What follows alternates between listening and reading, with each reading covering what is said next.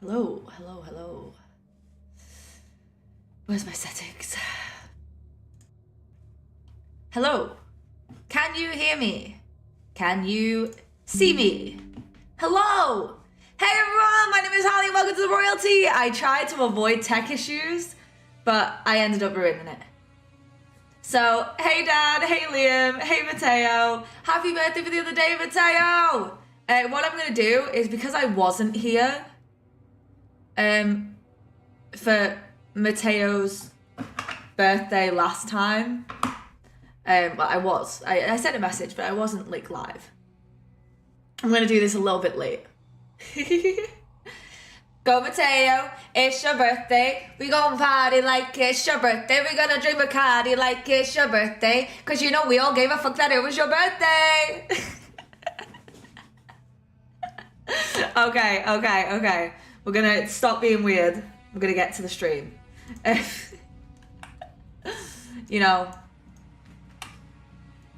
I can only get away with a certain level of weird for a certain amount of time. I'm very excited to be here today. I've missed the shit out of you guys. I've been gone for 2 weeks. And that's hard for me. Like, I already did! What do you mean I already sang for you? But first things first, what I need to do for everyone who is part of the group, thank you to my royal patrons. My tier 2 royalty Izzo, my tier 1 royalty Hansel Panda, Suki SJ, Sternly, Dan Cohen, Chaos 315, Matt Ben, and Dale Nurin. You guys allow me to make sponsor-free content, which I appreciate, and I'm sure many others appreciate, because a lack of sponsors means we can do more of what we want to do. We don't have to like confine ourselves. But are you guys ready for starting with Major Kill? Major Kill is going to teach us about Rylanor. So let's learn about him. Gal, in life, you will hear about and see people do super badass things, whether it be donating a kidney to save a child's life or jerking off in a bar while simultaneously fighting off a dozen police. Oh my god. A Beaverton man was arrested for following a string of erratic outbursts that culminated in the suspect allegedly masturbating in a Salem roadhouse. It took a taser and more than a dozen officers on Sunday to finally subdue Andrew Frey inside Iggy's Bar and Grill, the Northeast, Marion Country. Oh my god. Police officers. God, he looks 5 in this video. No Raid Shadow Legends plug. Yes! If I ever do a Raid Shadows Legend plug, please download the game. I would be incredibly desperate for money to have ever done that. However, nothing in this life or the next will come close to the badassery that is Rylanor, the Unyielding. The Unyielding! A man who has gone to hell and back and has never complained once. A man who was utterly incorruptible and spat in the face of hell when it tried to tempt him. A man who would choose death over salvation if it meant he could kick his dickhead dad in the balls. And a man whose conviction was so pure that it inspired evil men to kill themselves just to piss off Fulgrim. That's hilarious. That's hilarious. But first things first, you're going to notice there isn't a poll today. That is because next week's video is being decided by Patreons. So that's going to be a Patreon vote for this week. I've decided that at least part of the month they should get their own picks, because I do have voting rights in there. And whilst they are great for tiebreakers, I also think that they should have some more responsibility for the community. And therefore they will be voting on what we do next week. So I'll be taking suggestions in Patreon and on the Discord. You can obviously comment in the comments what you want to be talked about, because I'm sure they'll read them and they'll have an idea of what wants to be seen. Now you probably already know about Rylanor's last stand. I've mentioned it in a previous video, and Stringstorm released a legendary song about it, which has nearly 3 million views. Like, holy shit, man. To be fair, I think I account for like 1 million of those views, but still a solid effort. However, Rylanor's lore isn't confined to that legendary moment, which we'll definitely wank off to during this I do not think we'll do that video, but there's actually more to it. His lore extends beyond that, and I reckon it's time to talk about it. Now, before the tissues come out, interpret that how you will, We need to focus. The arch enemy is on the horizon, but if we're gonna catch him before my birthday, we gotta rally. So grab your brother, grab your cat, I'll get more real unwavering nobility and the legacy that we're just a bunch of coke sniffing. Let's get into it. Unlike the Emperor's children of today, who are just a bunch of coke sniffing rapists. Hey! The pre-heresy purple boys were the most noble and just of all space marines. They saw the beauty in mankind and they were obscenely loyal to the Emperor. Honestly, I know. But these were suggested by Stern. Of course, we're going to do them. But I do want to say something. My Patreons have unanimously decided every poll so far. Unanimously. So unlike you degenerates doing this live. Hey, Dylan! How we doing? And behave. I'm not getting called that. Come on. They have unanimously decided every vote. So they're the only legion that was allowed to bear the Imperial Aquila on their armor, and they're also allowed to call themselves the Emperor's children, as they fought and died to protect the Emperor from a serious and hectic ambush. When Fulgrim first met with the Emperor, he also fell to his knees and began crying of joy. Now you could just say that's because he's a massive pussy, but Perturabo did a similar thing, and Perty is no puss. Why has he gotta be like this? Dylan, it's kind of offensive to people, especially the individual whose picture he used. I doubt he got permission. And that's just making fun of a disabled kid on the internet. Just saying. Just saying.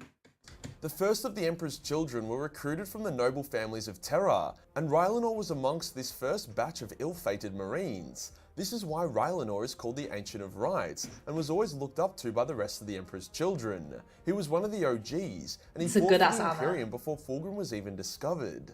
As the Emperor's children's original gene seed was poisoned and corrupted, it was very difficult to replace their Astartes who died in battle. Numerous other Emperor's children had to be culled due to them receiving shitty gene seed. I will give that a look at some point. But today we have got the videos picked out. We've got 5 videos to get through. They're not all massively long, so it shouldn't take us all night, but I'm prepared for it. Miklos! Hello, how are you doing? Miklos! Hi! Which began to slowly kill them. As such, by the time Fulgrim was found, there was barely any Emperor's children left, with Rylanor being one of the only true Day 1 OGs. Like, this dude fought side by side with the Emperor, which is a massive flex. When Fulgrim was found, Rylanor maintained his position as the keeper of the Emperor's children's history, and he was also a gigantic badass. However, the first of many fucked up things happened to Rylanor. In a battle against some Eldar, he got shot up pretty bad, and he needed to be interred within a dreadnought. Now, being in a dreadnought might sound like fun, but it really isn't. You're basically a decrepit nugget, hooked up to dozens of wires and life support systems. Decrepit nugget? Oh my god.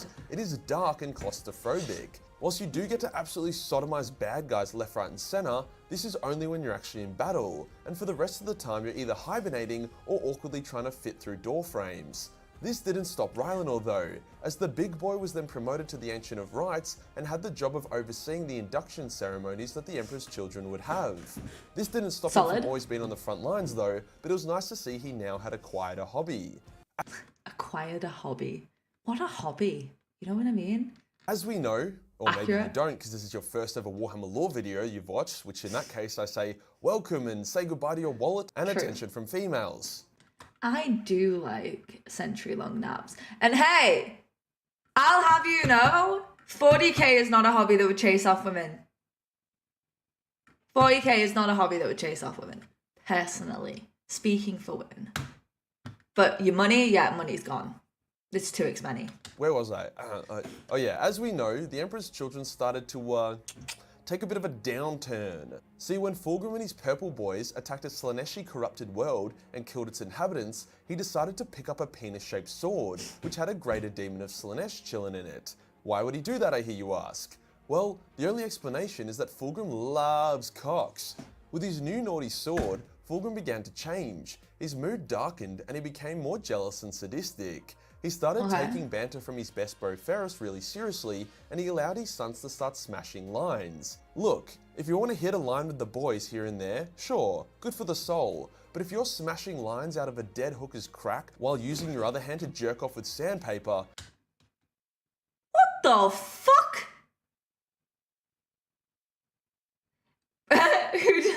Right, Brother Santandos is still a hunk, just ask the Admech of Mars, oh my lord.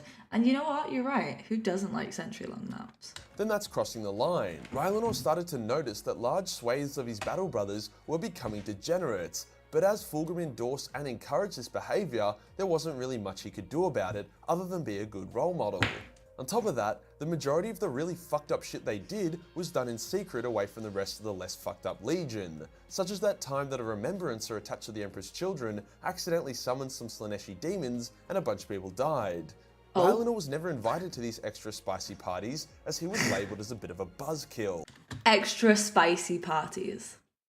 That's one way to say it. As such, when Fulgrim was convinced to turn traitor by Horus, hence was forced to cull a third of his legion who he suspected would not join him, Rylanor was #1 on the hit list.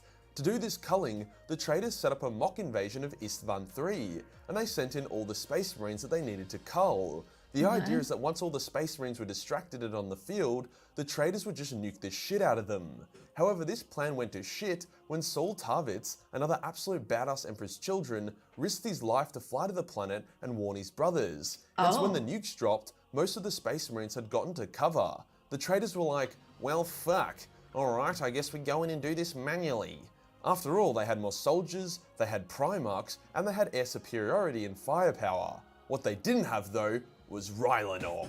Time and time again, the traitors came to put down their brothers, and time again, the irradiated streets of Istvan III flowed with their blood. Ambushes, sabotage, and raids by the loyalists left their traitorous battle brothers in disarray and death. Wait, what Psyche Val? Hey, what's going on? Tell me about it. Rylanor killed a metric fuckload of his asshole ex-comrades, and he was reported KIA multiple times, only to once again emerge to fight again. It was only after way more traitors had died than Horus would have liked to admit that the loyalists were finally bled dry of their ammo and warriors. Their will, however, remained strong, even in the final battle. When the loyalists were betrayed by Lucius, that dickhead, and surrounded, they fought to the bitter end. To make sure they would die, the traitors nuked them again, killing all of them except for Garviel Loken and, you guessed it, Rylanor. It seems as if the nukes were dropping, Rylanor made a decision. He would get vengeance for this betrayal, but he could not do it if he just ate a bunch of nukes. So No way! Congratulations! That's amazing. I'm so happy for you. No, that's great. Thank you. Oh, thank you for sharing that.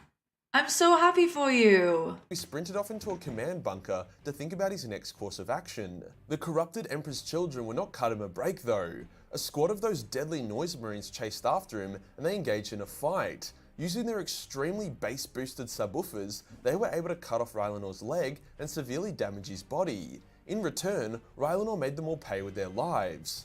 When the nukes fell, Rylanor's bunker partially collapsed, trapping him in it with no chance of escape.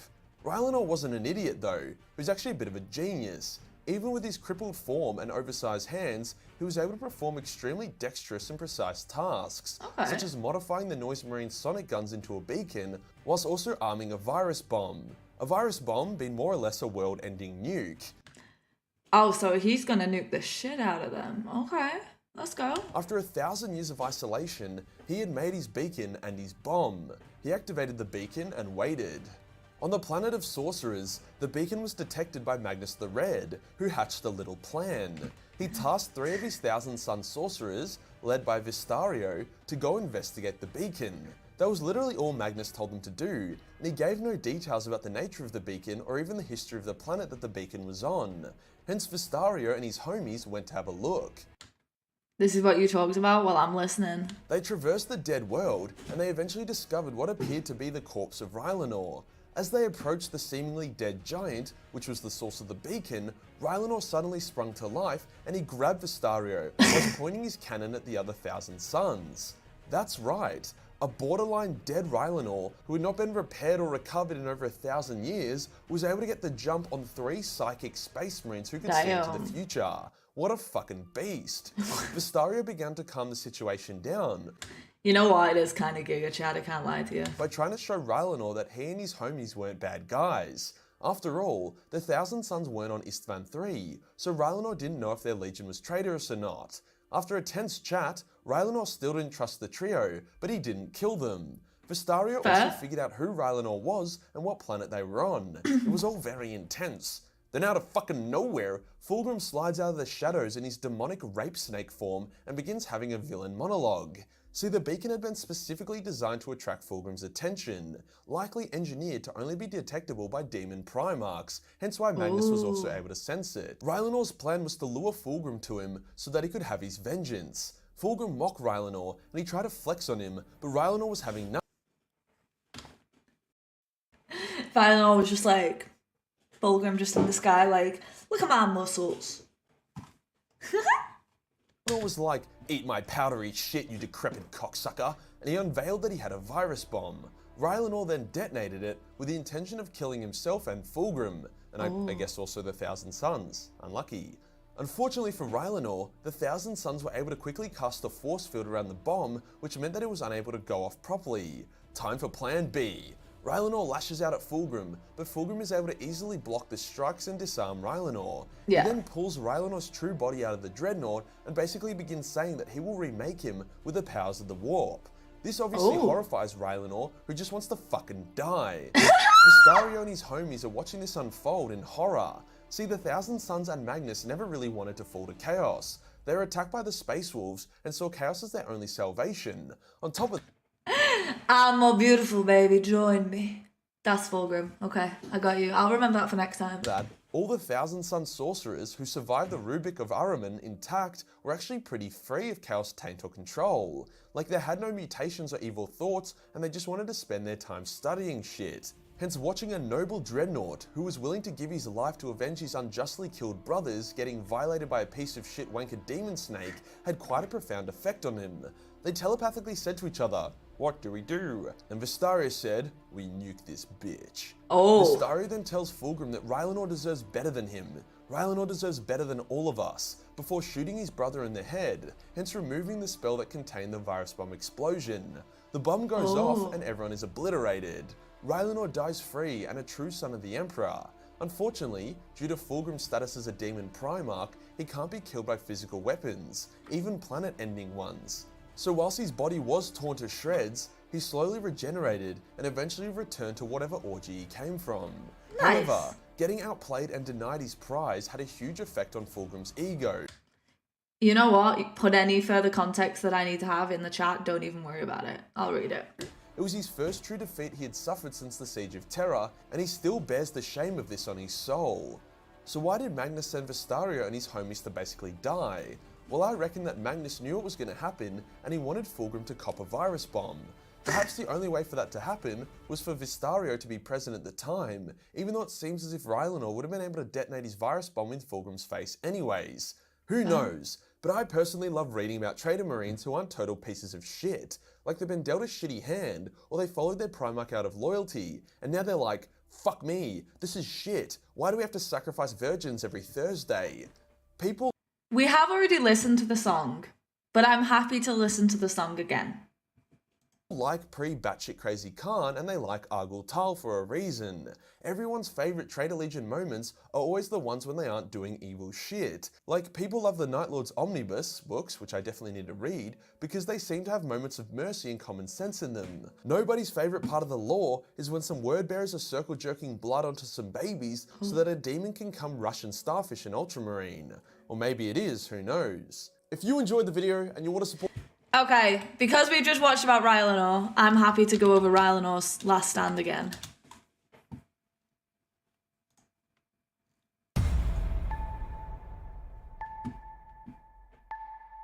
Yeah, true. It's true. I'm not saying Rylanor wasn't dealt a bad hand. I'm just saying, like...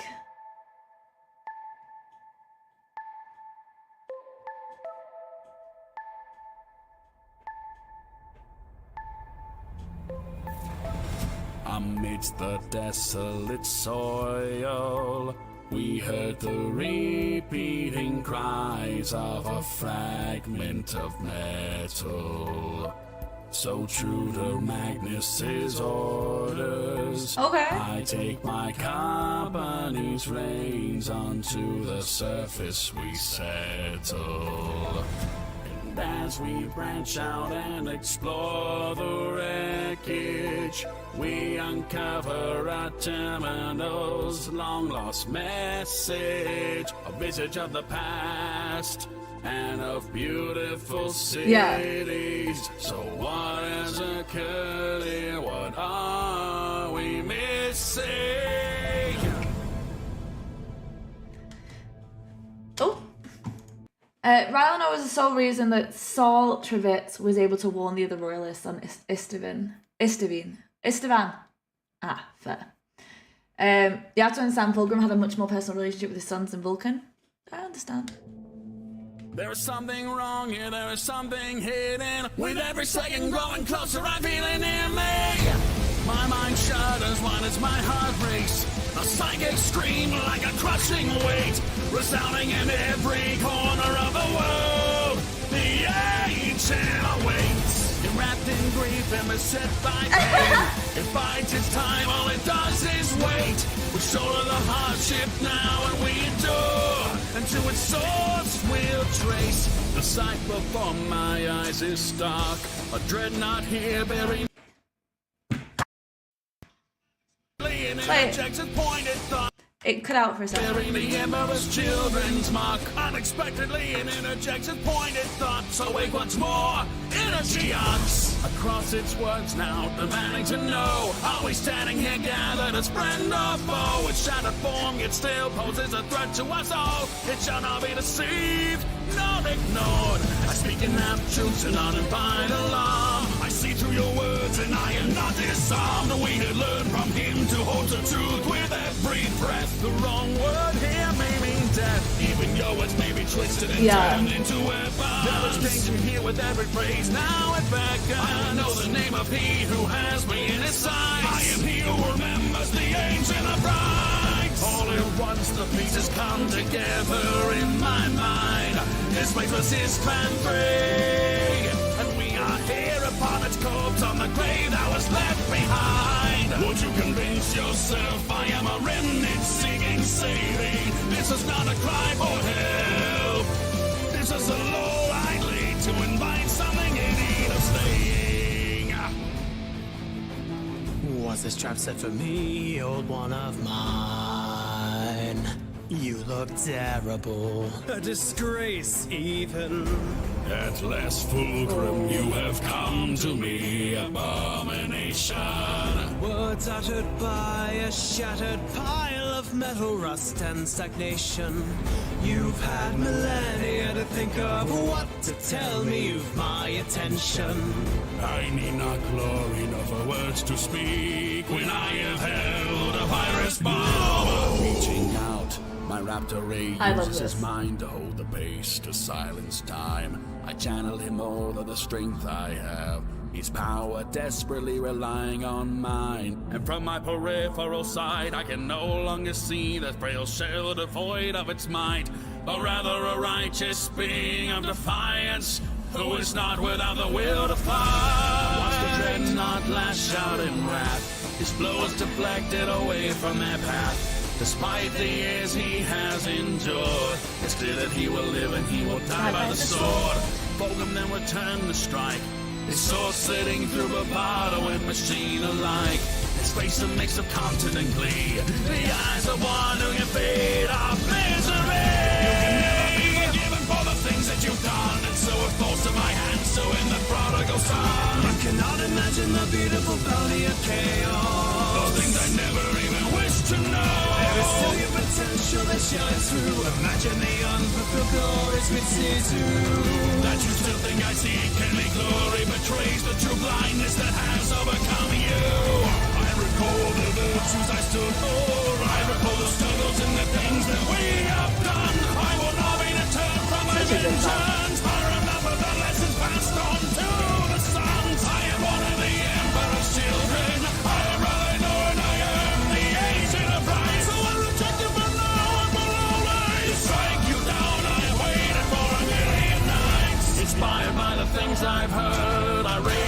voice and shout clearly and out of turn. Rylanor deserves better than you, oh Primarch. Rylanor deserves better than all of us. Without a single shot, the raptor is relieved of duty and released of his task. I feel that's one way to put it. Me apart with my honor intact as I'm enveloped by the encroaching flash.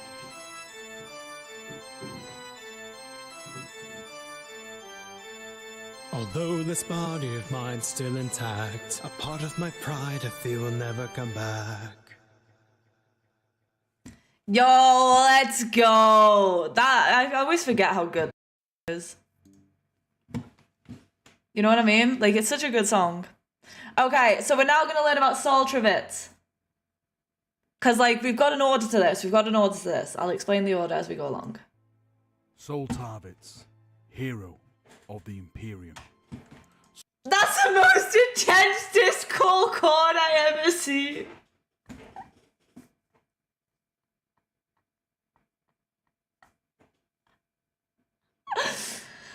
Woo! That got me. That got me. Saul Tarvitz was a respected Astartes. He was 10th Company Captain of the Emperor's Children Legion. He and his men fought many battles and earned many honours. It is Valorek! He's also live at the moment.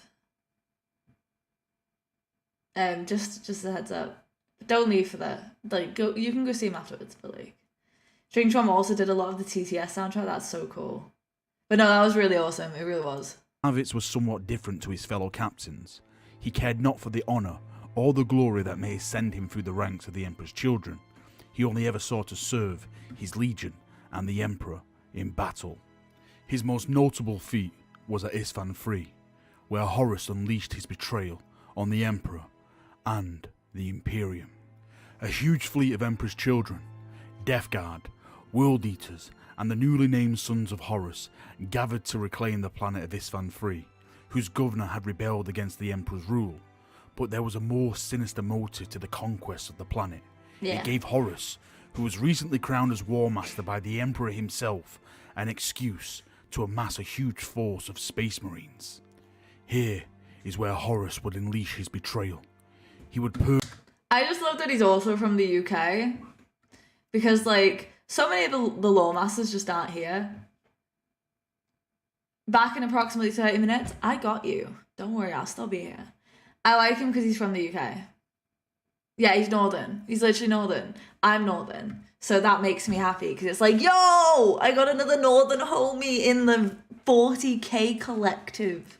Urged the first ranks of loyalists who he could not trust to side with him in the coming war against the Emperor and destroy them. Oh. While the loyalists battled and won back the planet in the Emperor's name, Captain Saul Tarvitz learned of the incoming betrayal while stationed in orbit. He put his life on the line to steal a Thunderhawk gunship and flew it down to the planet. He brought warning to those who battled of the coming betrayal. Horus unleashed a bombardment of the World Eater virus upon the planet, but with the warning of Saul Tarvitz, the loyalists moved to bunkers they had recently only taken from the enemy. Those who had the chance to make it to the bunker survived the bombardment, and when Horus auspects the planet to see the destruction he had wrought upon the loyalists, he was enraged.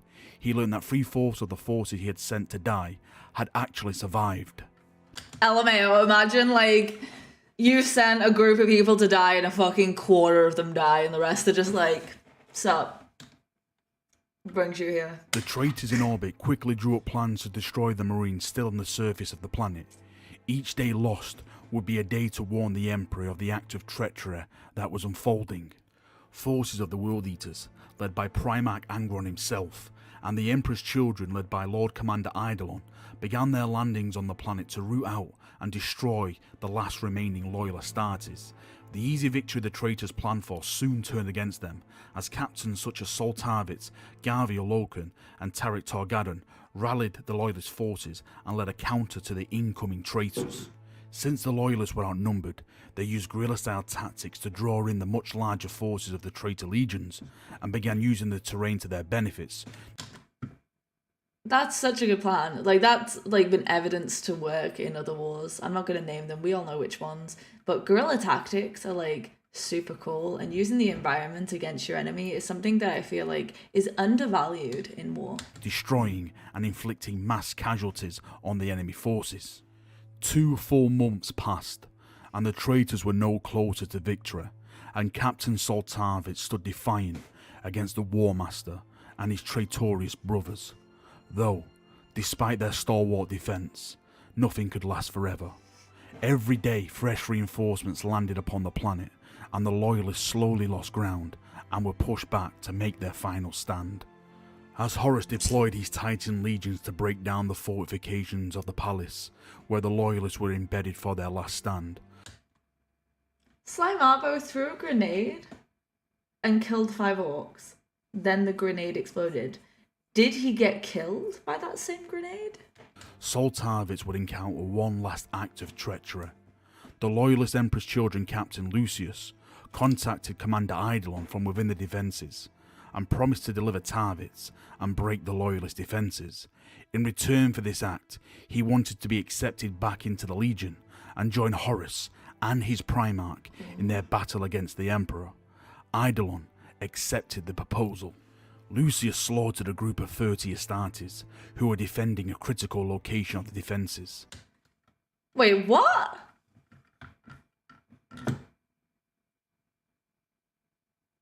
Slimearbo massacred an entire Tyranid fleet with only a knife and a lasgun and lived. What the fuck is Slimearbo on?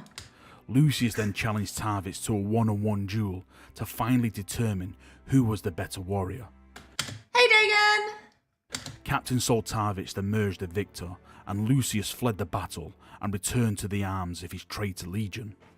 As the forces of the War Master moved in for the final blow, Saul Tarvitz stood firm, surrounded by 100 Loyalists. The shells fell around them, and the palace began to crumble and shatter with the might of the traitor bombardment. Captain Sullivan turned to Saul Tarvitz and asked one simple question. Did we hurt them? Did this mean anything? Does he have another fist under his beard? Like Chuck Norris? Saul Tarvitz, captain of the 10th Company, former legionnaire of the Emperor's Children, hero of the Imperium, turned to Sullivan and replied, "We hurt them here. They'll remember this." That's so funny. That's so funny. Okay. We're going to be moving on to the Loyalist clone, because I'm doing the Loyalist clone before I go on to Lucius, because Lucius is a current member of the Emperor's Children. I'm going from ex-members to the current member. You ready to change Chuck for Marvo and it'll work? Alright, I'm down. I know all the Chuck Norris jokes. G'day, guys and gals. G'day. Fulgrim isn't exactly everyone's favourite Primarch. Speak for yourself. His fall to chaos was frustrating, and he is flamboyantly obnoxious now that he is a phallic demon. Let me start with the fact of Slimearbo is based on Rambo dialed to 11. That sounds amazing. Okay, who's had a bad day? What's going on? Talk to me about it. Snake. However, maybe he can be redeemed. Fabius Bile created a perfect clone of the Primarch Fulgrim, a loyalist clone, free of chaotic taint, and that is something worth talking about. Before we get started, the war against Chapter Master Valric rages on. Not really sure why I call and subscribe. Spent one for people donating $1 are a mighty order of each other and witnesses and how considered about what Fulgrim fell to chaos, he to see from him in the future. Let's get into it. When Fulgrim fell to chaos, he fell really hard. Out of all the Primarchs, his fall was probably the most unfortunate because it was the most forced. See, when he invaded a planet full of serpentine hentai worshipping Slaneshi sluts and killed them all, he ended up in one of their temples. The temple had an evil, glowing purple dildo looking sword. Are you sure? Are you sure? Does that mean that was you, Liam, trying to tie things up? In it, and Fulgrim was like, "Hehe boy," and drew the sword. If he had not drawn that sword, he would have remained one of the most loyal Primarchs there was. The soul had infected his body, then his mind, and finally his spirit, causing him to become a chaos-loving wacko. Sure, Fulgrim had a fat ego and wasn't afraid to show it. However, most of the Primarchs did, and there were multiple times when, even with the corruption of the sword, he still nearly broke free of its influence and killed Horus when he found out he was a traitor. The point I'm trying to make here is that Fulgrim was never supposed to fall. Hence, when Fabius Bile, an Emperor's Children arsehole scientist who turns out to still actually play outside the clutches of chaos, despite somehow being a massive pain in the ass, created a perfect clone of Fulgrim. It appeared to be uncorrupted and untainted, with all the Primarch mojo intact. Aww, I'm so sorry to hear that. What's up? Hell no, you had a good day. Let's go. So Dagon, why are you ill? Is everything okay? Is it just like normal sick? See, Fabius' previous attempts at cloning Primarchs had kinda sucked.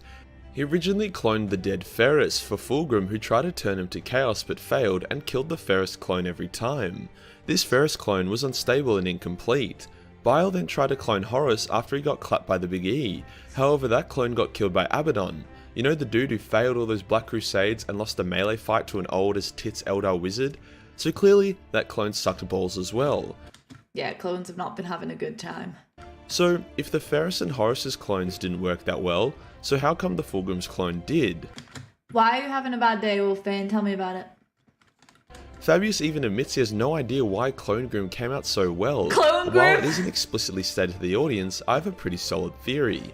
So, the Primarchs are more than just a body. The Emperor spent a lot of time and potential sacrifice in order to give them such powerful souls. Fair. The Primarch's special spirit is why they can pull off so much bullshit. It's why Guilliman was able to will himself to stay alive despite Magnus dropping a building on him, and it's why Angron was able to hold up a Titan's foot despite the science behind it being ridiculous. It's their Primarch mojo. Clonegrim had it, whilst the Ferris clone and Horus clone did not. Fabius doesn't have the knowledge or power to recreate a Primarch soul, hence his Horus clone was soulless as the Emperor had destroyed all traces of Horus from real space and the warp. The real Ferris had been killed, hence the Ferris clone was also likely soulless, or if it had a soul, it was likely just a small shard. The Fulgrim clone had a soul, the true Fulgrim soul. See, when someone becomes a demon prince, the chaos gods they choose to suck off takes their soul and replaces the large hole where their soul used to be with lots of warp spaghetti. This binds them to their will and makes them a demon, and this is what happened to the real Fulgrim. However, when Fabius made the Fulgrim clone, there was suddenly a body out there that had a greater claim to Fulgrim's soul than Slaanesh did. Hence the soul left Slaanesh and entered into the new Clonegrim's body. So would that mean Clonegrim was the real loyalist Fulgrim? The soul was never shattered in death like Ferris's, nor was it deleted by a hectic Dragon Ball Z finisher move like Horus's was. It was intact. Now, that is just my headcanon, and the novel where Clonegrim features is from the perspective of Fabius, who isn't exactly a reliable narrator, and it doesn't explicitly state the reason behind Fulgrim not sucking so much. That's the canon I go with until I'm presented with something more concrete. Clonegrim's journey begins when he and thousands of others are cloned in a city that Fabius was in. Fabius cloned numerous other Primarchs and more or less wanted to be like the Emperor. Abaddon, not keen on having his leadership challenged by an additional 20 Primarchs, all without their chaos corruption, destroyed the city and killed most of the clones, who were infants at the time. The baby Fulgrim was protected by surviving mutants on the planet, as it was common with baby Primarchs being protected by whatever finds them, and eventually Fabius returns and retrieves the child. He waits every day for the baby to die over failed cloning, for chaos to infest it, or for it to just kind of suck, but that day never comes. The baby grows rapidly into a perfect Primarch, a Primarch loyal to Fabius as he sees him as his daddy.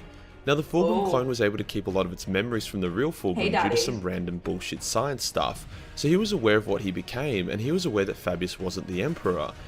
Honestly though, right? Is there a version of Pokemon cards that have 40k characters? Because that would be super cool. Am I wrong? Like, would that not be a really cool collectible series? However, he still owed Fabius a great debt for raising him. I'm not sure if all the Primarch clones would have been loyal to Fabius. Fulgrim was known for his ass kissing and his daddy issues. However, despite being incorrupted and knowing about the Imperium, he helped Fabius do some pretty questionable shit out of loyalty. Although Clonegrim grows into a powerful Primarch body, he's still only a couple years old and acts a lot like a child and is treated as such by Fabius, who often sends him to his room or grounds him. Clonegrim in turn saves Fabius on multiple occasions. Overall, a pretty good father-son relo brewing here. However, as Clonegrim grows and matures into his true Primarch form, he becomes more assertive. He's still loyal to Fabius, but he just isn't a minion of his. Fabius has a collection of superhumans he has been experimenting on to try and create a new generation of Space Marines, like Call's Primaris but way less clean. They were warriors, but Fabius didn't see them like that. He really treasured them and was protective of them. These new men, as they were called, slowly started to shift their loyalty to Fulgrim. Oh, it didn't really take off? Oh, well that's a shame.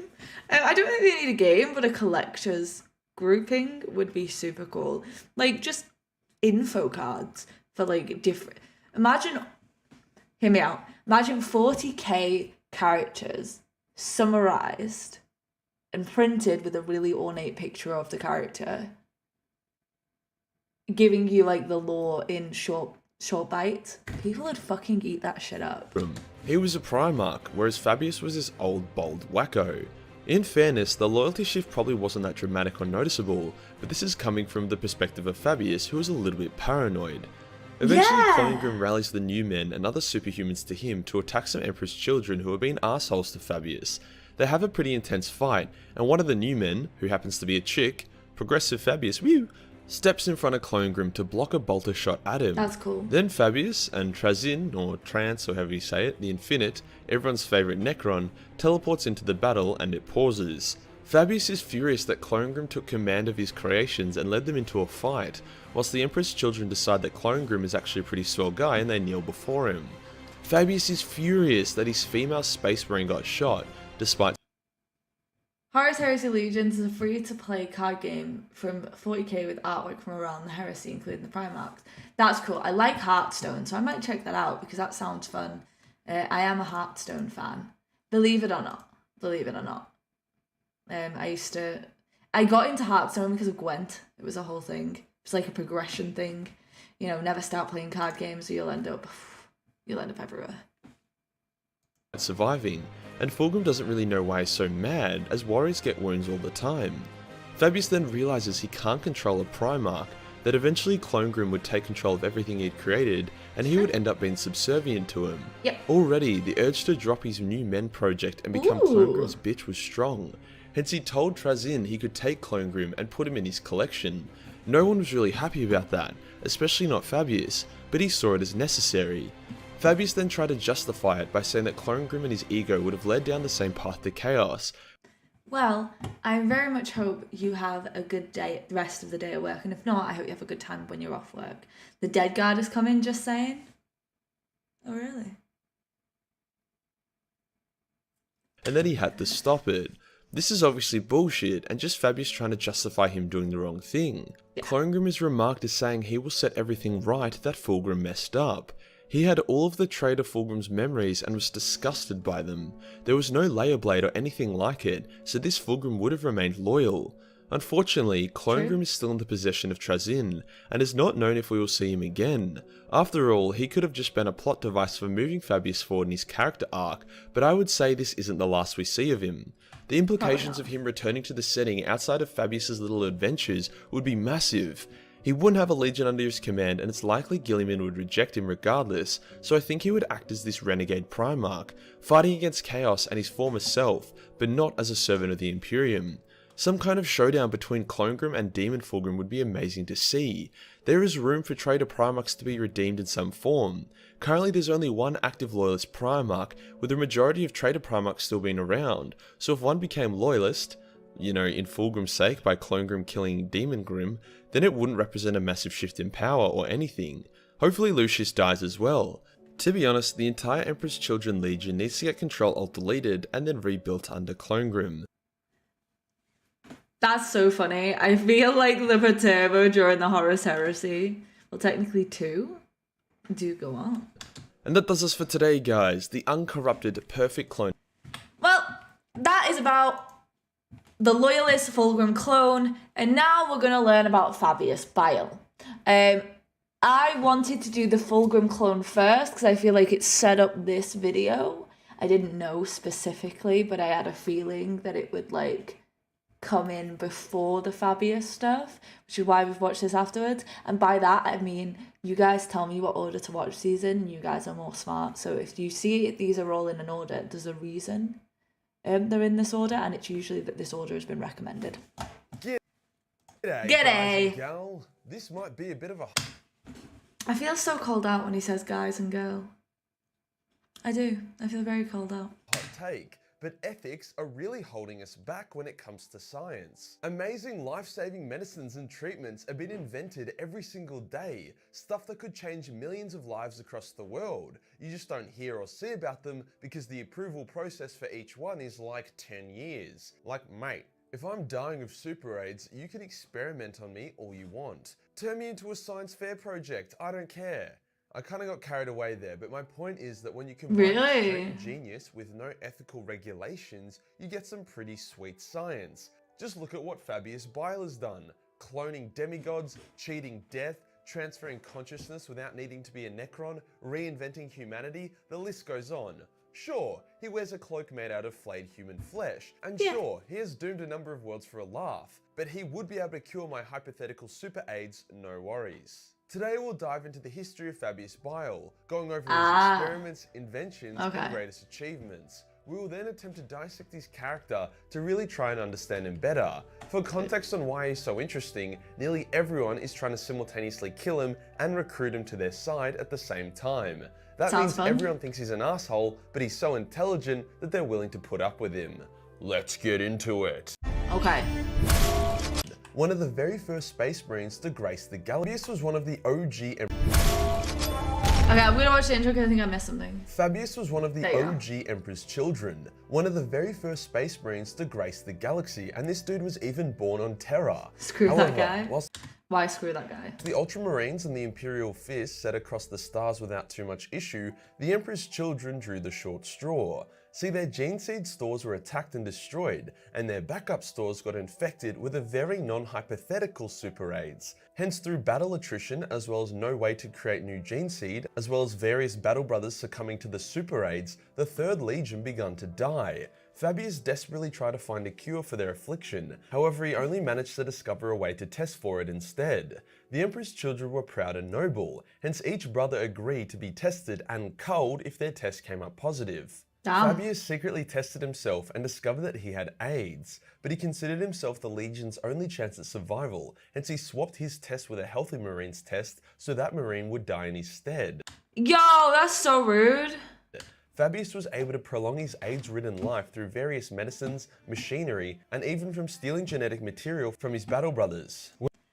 Fabius is a Dr. Frankenstein of 40k. He's also a dick. Like, if you've got a healthy soldier, don't switch your tests with him. Just forge your own damn test. When the Emperor's children discovered Fulgrim, Fabius was overjoyed. Surely his Primarch would have the cure. Fulgrim simply said, "I have no clue what you're on about. What do I look like? A fucking doctor?" And that was that. I want to note that by this point the Legion was nearly extinct. However, the tumours were no longer an issue in the Marines as all the tumour-ridden Marines were dead, or were supposed to be dead. Hence Fabius would have looked sus as fuck if he tried to press the issue too much. The cure continued to evade Fabius, but he discovered a useful mechanism to basically handle the AIDS for a time. He would clone his own gene seed and replace the dead gene seed inside him. This was incredibly painful and time consuming, as eventually the freshly cloned gene seed would show the symptoms of the super AIDS. I don't like that he keeps calling it that, but it is an interesting story. Needless to say, Bile had an expiration date that was rapidly approaching.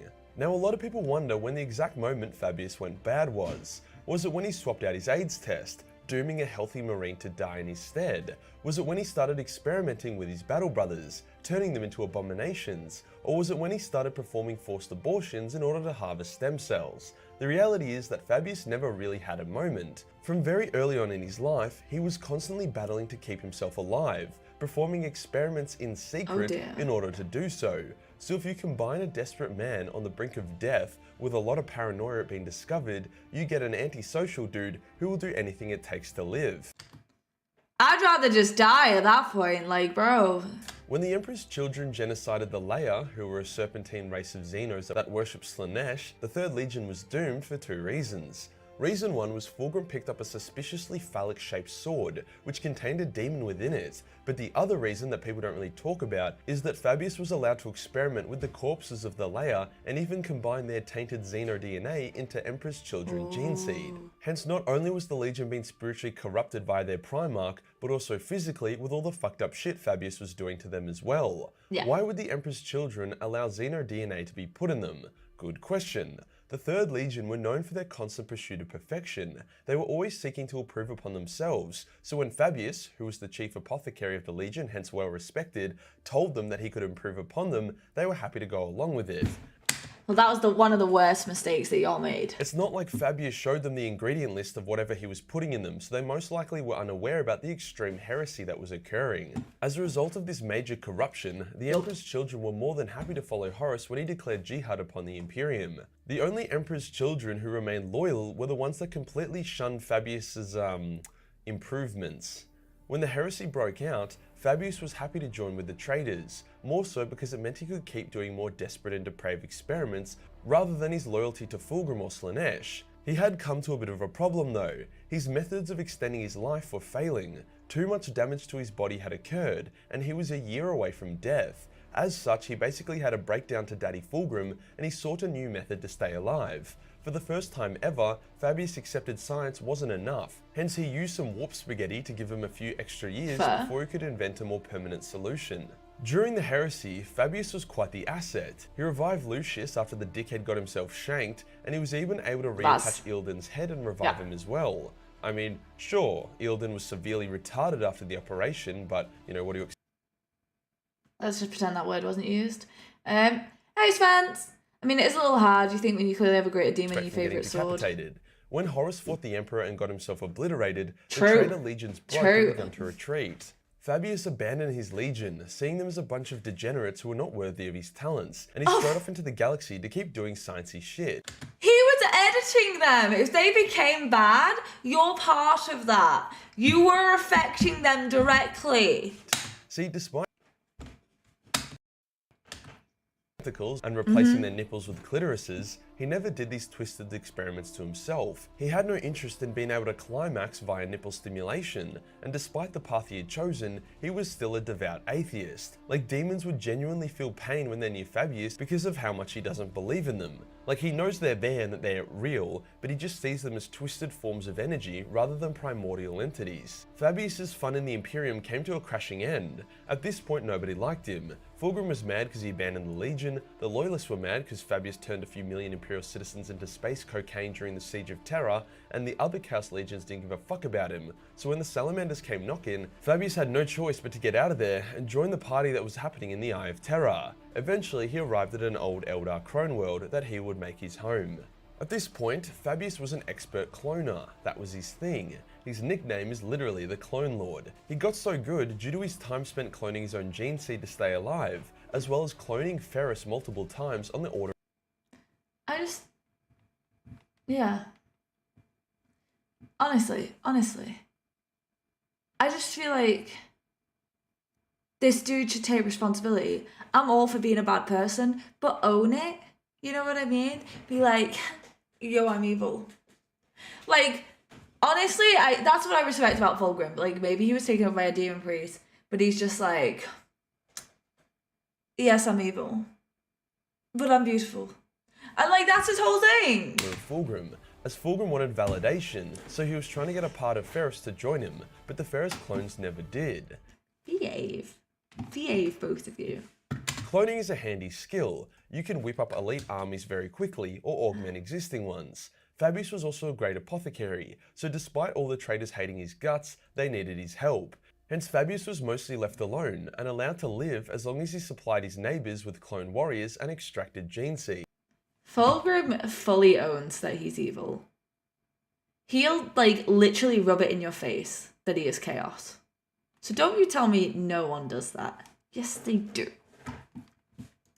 Fabius would go on to find a more permanent solution to his super aids. See, he could always clone himself a new body, that wasn't the issue. However, he didn't have a way of transferring his consciousness into that body. So like, sure, he could make clones that would continue his work, but he would be dead, and if there's anything I know about Fabius, it's that he doesn't want to die. Hence, by using Eldar Wraithbone as well as technology taken from their Infinity Well, maybe I'm just a fan of that demon. circuits, Damn. he has managed to create a device that allows instant consciousness transfer upon his death. Hence, whilst Fabius has been killed a number of times, mostly by himself, he just kinda shrugs it off like one of those rich people from Altered Carbon. This device can be deactivated, as shown when Trazyn deactivated it to show Fabius who was boss, but overall it's incredibly reliable. So when Fabius's body is soon to succumb to super raids, he just blows his own brains out and wakes up in a fresh new body. Before Fabius would truly give up on his legion, he had one last idea to get the broken legions back on track. Taking command of the Emperor's children, Fabius led them on a raid against the Sons of Horus in order to steal Horus's dead body. The Mad Lad then cloned Horus in an attempt to impress Abaddon, and They're too insane to take responsibility. Are they? I don't think they are. I think that they do take responsibility every time they're like, yeah, I did that. You know? But I disagree. I think they do take responsibility. and the other forces of chaos, but it kinda backfired, as Abaddon didn't want a clone of his father running around and challenging his authority. It's important to note here that whilst Bile South could Park clone reference. Primarchs, the Primarchs he did clone were missing their special Primarch source that made them so outstanding. Well, all of them bar one. Abaddon kills the Horus clone and blows up Fabius's shit. Fabius is like, alright, fuck these guys, I'm gonna do my own thing. Hence he once again set off into the galaxy. Fabius's knowledge continued to grow, especially Guys, I'm not gonna get into the cope. It's not the lack of responsibility, but rather remorse. I also think that's kind of badass. I also think the lack of remorse is kind of badass. But that's owning who you are. If you don't feel bad about what you did, you acknowledge you did during it. his encounters with the Eldar. He is one of the only humans to be taken into Comorrah as an esteemed guest rather than a sex slave, and he was even taught more sadistic sciencey shit by the Dark Eldar. I'm so sorry, my Steam just came up. I'm not sure why. Bile developed two end goals which all of his study and research was based upon achieving. Firstly, he wished to create a new elite race of humanity, called the New Men. The pursuit of the New Men is why Fabius fucked up so many planets and turned so many people into abominable mutants. Yeah. He was just perfecting his formula. Also, he was a massive asshole. Like, the whole human flesh coat thing really wasn't that necessary, but hey, this is an Emperor's Children Astartes we're talking about. Fair They're point. all assholes. Hey! To Fabius's credit, He's always calling us assholes, and he's never taken the time to get to know us. has created the New Men who do appear to be somewhat stable. Sometimes. Not really. They are loyal to him, but they can procreate and live their lives beyond just being weapons of war. Okay. Fabius's second objective, which is much more ambitious, is to create a clone of the Emperor and bend that clone to his will. Imagine owning a clone of the Emp. I'd do so much fucked up shit. Obviously, this isn't going to end well for anyone, especially not Fabius, but he's putting in some solid work. For example, he raided the Blood Angel's fortress on Bile in order to steal some of Sanguinius's blood, so he could analyze its composition, bringing him one step closer to the Emperor cloning. But let's be real. Would he not need DNA from all of the Primarchs in order to do this, including the two that are destroyed? What I reckon will happen is that he'll clone the Emperor, the clone Emperor will then kill Fabius, and then he'll kill himself. Or the clone will be so mutated that he's basically just created a demon prince. Either way, I'm actually kind of keen to see the result. Another thing that Fabius is famous for is the creation of a perfect untainted Fulgrim clone. I've made a video already on the topic, but basically when Fabius had cloned Primarchs, they came out wrong. Not quite whole and pretty weak compared to what they should be. However, the Fulgrim clone was exactly like the real Fulgrim before he turned into a sodomy snake. His Primarch aura and soul was totally intact. However, Fabius is insecure and a bit of a retard sometimes. So he allowed Trazyn the Infinite to take the Fulgrim clone and put it in his collection. Fabius is a very arrogant man with a warped sense of reality. He's a mad genius, but maybe not as much as he thinks he is. The technology that allows him to survive his condition is from the Eldar. His new men are flawed and tainted. He is not sure why the clone of Fulgrim came out perfectly and he cannot recreate it. And his attempts at cloning the Emperor have a 0% chance of panning out the way he is hoping. Why do the Dark Eldar want an Emperor clone? That's interesting to me. So why? Pretty much the only reason why he is held in such high regard as a genius by the Traitor Legions is because he does a lot of the heavy lifting for them when it comes to retrieving and replacing their gene seed. Look, Fabius, if you get Clone Grim out of Trezin's museum, I'll say that you're smarter than Belsarius Cole. If you enjoyed the video... Okay, so that was it for Fulgrim today. We now have something else that's coming up. I'm sure you guys are ready for it. It's in the title. So, do I really need to preface this?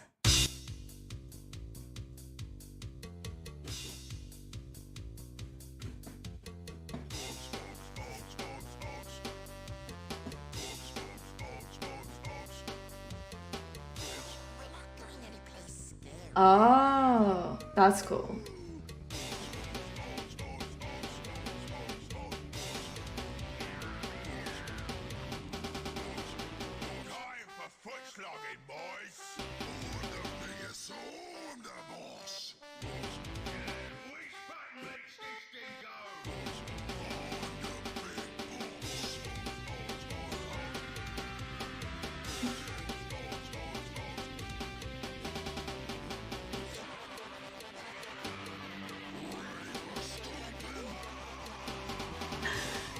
Okay, that's enough. That's enough of the Orc song. But, yes, let's get our Orky personalities out. Wah! Like, I want the full Waz.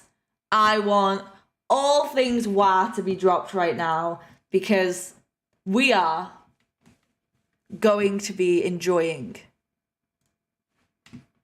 some Wah-ish content.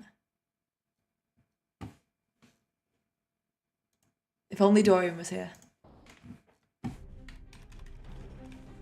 Welcome, gentle listener. I am Voldemort, and I wish to introduce you to the factions of the Warhammer 40k universe. As such, let us explore the...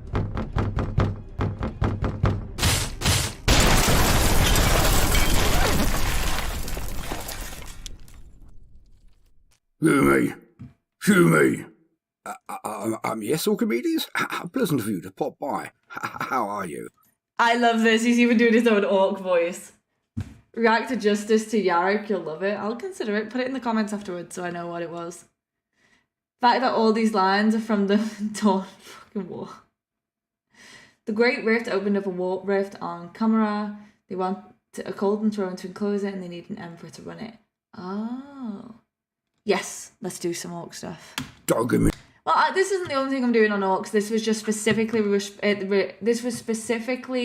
requested by one of the winners from the Convert Me to Your faction stream. So that's why I'm doing this video specifically. No, rubbish. What you doing? I was just going to explain more about the time you live in to the people of my period. But you've missed out on our bogey flicking contest. Forget that now, though. What you doing? What you telling them now, then? Yes, sorry for missing that. What is it now? Are you on about the warrior tier one that's 10 minutes? Because if it's the 10 minutes one, I'll do it. Is it the one that it's like Justice for Yarrick by warrior tier? If so, I can do it. But just, Wolfbane, let me know. 200 victories to 0 to you, of course. I just can't seem to get the flick action down. You're so brilliant at it. Don't change the subject, hear me? Answer the question, or I will whip off your arms and clap you to death with the wet bits. I was going to start discussing the Eldar Civil War. No, you ain't. Enough about the knife ears. You want to tell them humans about war? War? You're doing the orcs then. Like I told you, Voldemort. Do it proper. Like I told you, or else. Or else. I love that door. Also the wall around it. Oh well, here goes then. Welcome, gentle listener, to the secret history of the Sleeping Dragon. The most dangerous, most successful, and most populous race in the Warhammer 40k universe. Welcome to the secret history of the Orcs. To quote, I've got to know a great deal more about these creatures over the last century or so. Since that first disconcerting encounter, the one thing I've seen time and again is that dismissing them as simple, unreasoning brutes is a fast route to the graveyard. I'm really hoping, because from what it looked like in the thumbnail, this goes in the fact that originally orcs were Krorks, I think they were called, and they actually had like a level of sophistication that's just kind of been lost over the time, and I think that's really interesting. Or more likely, their stomachs. Commissar Caiaphas Kane. The orcs plague the galaxy from end to end with their ceaseless warring and strife. And they are a race rooted so deeply in war that peace is utterly incomprehensible to them. They cannot be bargained with or bought, save with weapons that they will inevitably turn against those who tried to bribe them. I pray with all my faith that some great catastrophe will annihilate them. And I fear that ultimately it is they, not we, who shall rule the galaxy. Xanthias, High Lord of Terror. End quote. The orcs. It is easy for many to think that they know what an orc is, as the name and imagery is so prolific in fantasy and many sci-fi movies, books, and even comics. But this is simply not true. The orcs of Warhammer 40k have developed far beyond their grassroots history of being shallow clones. Where's my sloppy Joseph? It's like a 5-minute video. Okay, put the video in Discord. I'll do it. Great Professor Tolkien's imaginings. To Tolkien, the orc was a twisted elf or other creature mutilated by the Dark Lord Morgoth. But the orcs of Warhammer have, over some 30 years or more, been truly honed into a separate and distinct entity. So you must unlearn what you have learned, as another little green friend might say. Welcome to the Warhammer 40k Secret History of the Orcs. I hope for this guide to entertain the old hand and update the newly initiated player. For there is one universal truth that cannot be ignored or detracted from.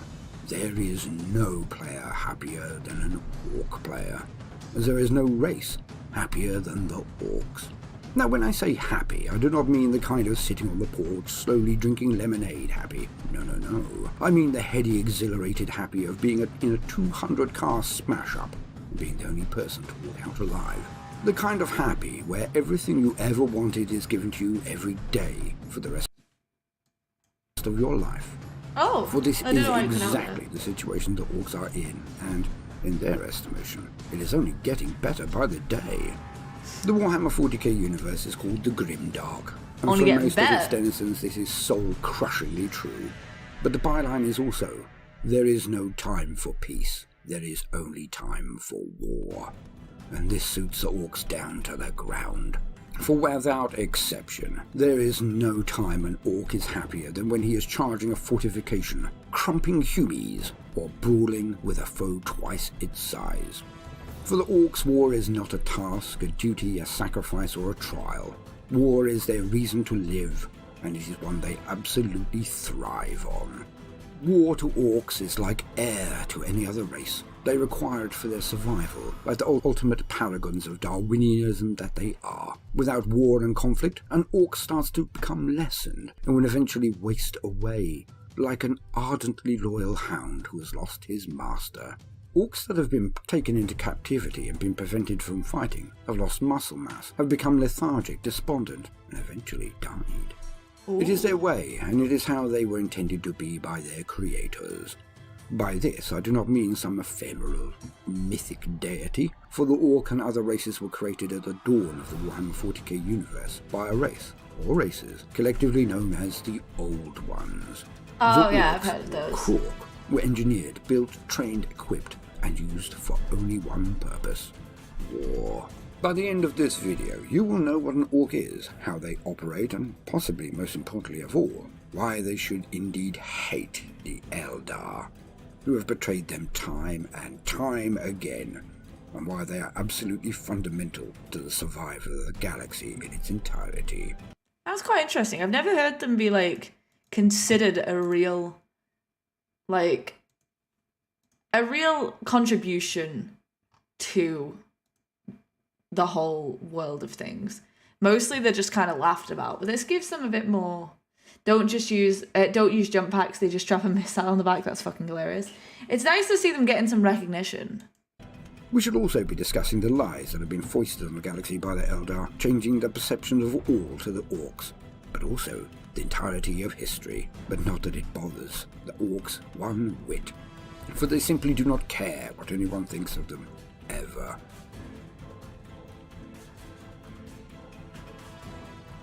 Before we get on to the history of the Ork, let us explore, very swiftly, their basic biology. But we will be brief, as I intend to cover all of these issues again in the future, in far more comprehensive and specific videos.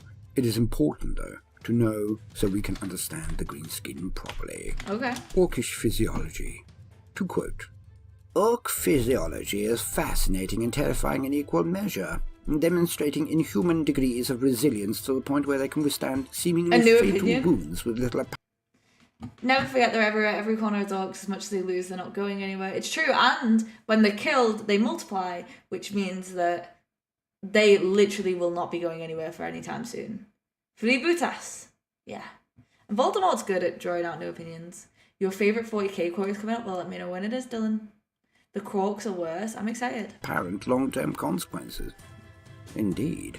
Orks witness suffering fatal wounds in the midst of heavy fighting have often been observed several days later, larger and stronger than they were before their injuries, and with no sign of those injuries save for some largely superficial scarring.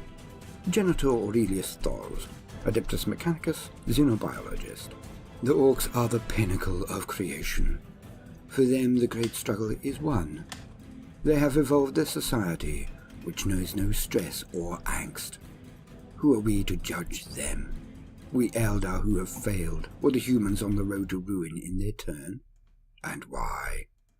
Because we sought answers to questions that an Ork wouldn't even bother to ask. We see a culture that is strong, and despise it as crude. Okay. From Culture vs. Culture, Thoughts on Orkish Society by Uthan, the perverse, controversial Eldar philosopher. End quote. What that was a pretty good... an Ork? That was a pretty good quote. I can see why it's one of your favourites. We just hate prancy ones because they don't take the good crumpin' days just to be boots away. Wah. Why do I feel like it would be like a Waluigi wah? Wah. Huge, green skin seen in appearance, with long arms that almost reach ground due to its hunched gait. The Ork is a terrifying mountain of muscle and sinew that, when standing erect, can be 8 feet tall or taller. So we're not doing Adeptus Ridiculous today. We can do that in the future on Orks, because obviously Orks is one topic that is too big to just be in one single video. However, this is the one that Sean wanted me to play because he won the convert me to your faction stream. So they got to choose what they wanted to hear, which is why there's just this video. I'm throwing one in from Wolfbane because it's short, but because this is the main one that he this is the one that he asked for. This is the one that I'm going to be doing today. Orks can come up again. It's just the first foray into Orks. And that is the standard Ork, not the larger specimens who have grown due to their rank. Orks are not actually simple animals and do not have reproductive organs, for the Ork is in fact a gestalt between animal and fungi life forms. The form is incredibly simple and nervous system barely above functional. They can manipulate fine detailed equipment, use tools and even craft, but their senses do not reach all of the usual places that are found in most sentient beings. As such, Orks cannot feel anything a human would define as pain, unless they are dealt wounds that would do catastrophic damage to them. Their resilience has been marvelled at by human and Eldar alike, for it is said that if an Ork is decapitated, then its body and head can survive for That's really interesting. some time. So that's really interesting. So I love the fact that Orks like essentially don't take damage. I mean, it does take sense. This is the one that has the most actual substance. Well, yeah, this is the one that Sean really wanted, so that's why I've done it. Orks always come up again. That's the problem. Well, it's not a problem, Liam. We have got a lot to cover, but at the same point, we're also going to be trying to cover as much as we can of lots of different topics. And the truth is, I'm always taking suggestions from you guys. So, you know, when someone's just had a song, when someone's just had a topic, they're less likely to ask for it immediately again. But I still think it's like important that we give the opportunity, if that makes sense, for these kind of topics to still come back up. Does that make sense? I'm trying to be fair to everyone here. I understand that it can be quite difficult, but you can share it to chat. I don't know if it'll let you put it in chat, but if you give it a go, I'll see what happens. Or if you just give me the full name and the person who posted it, I'd be able to look it up. Does that make sense?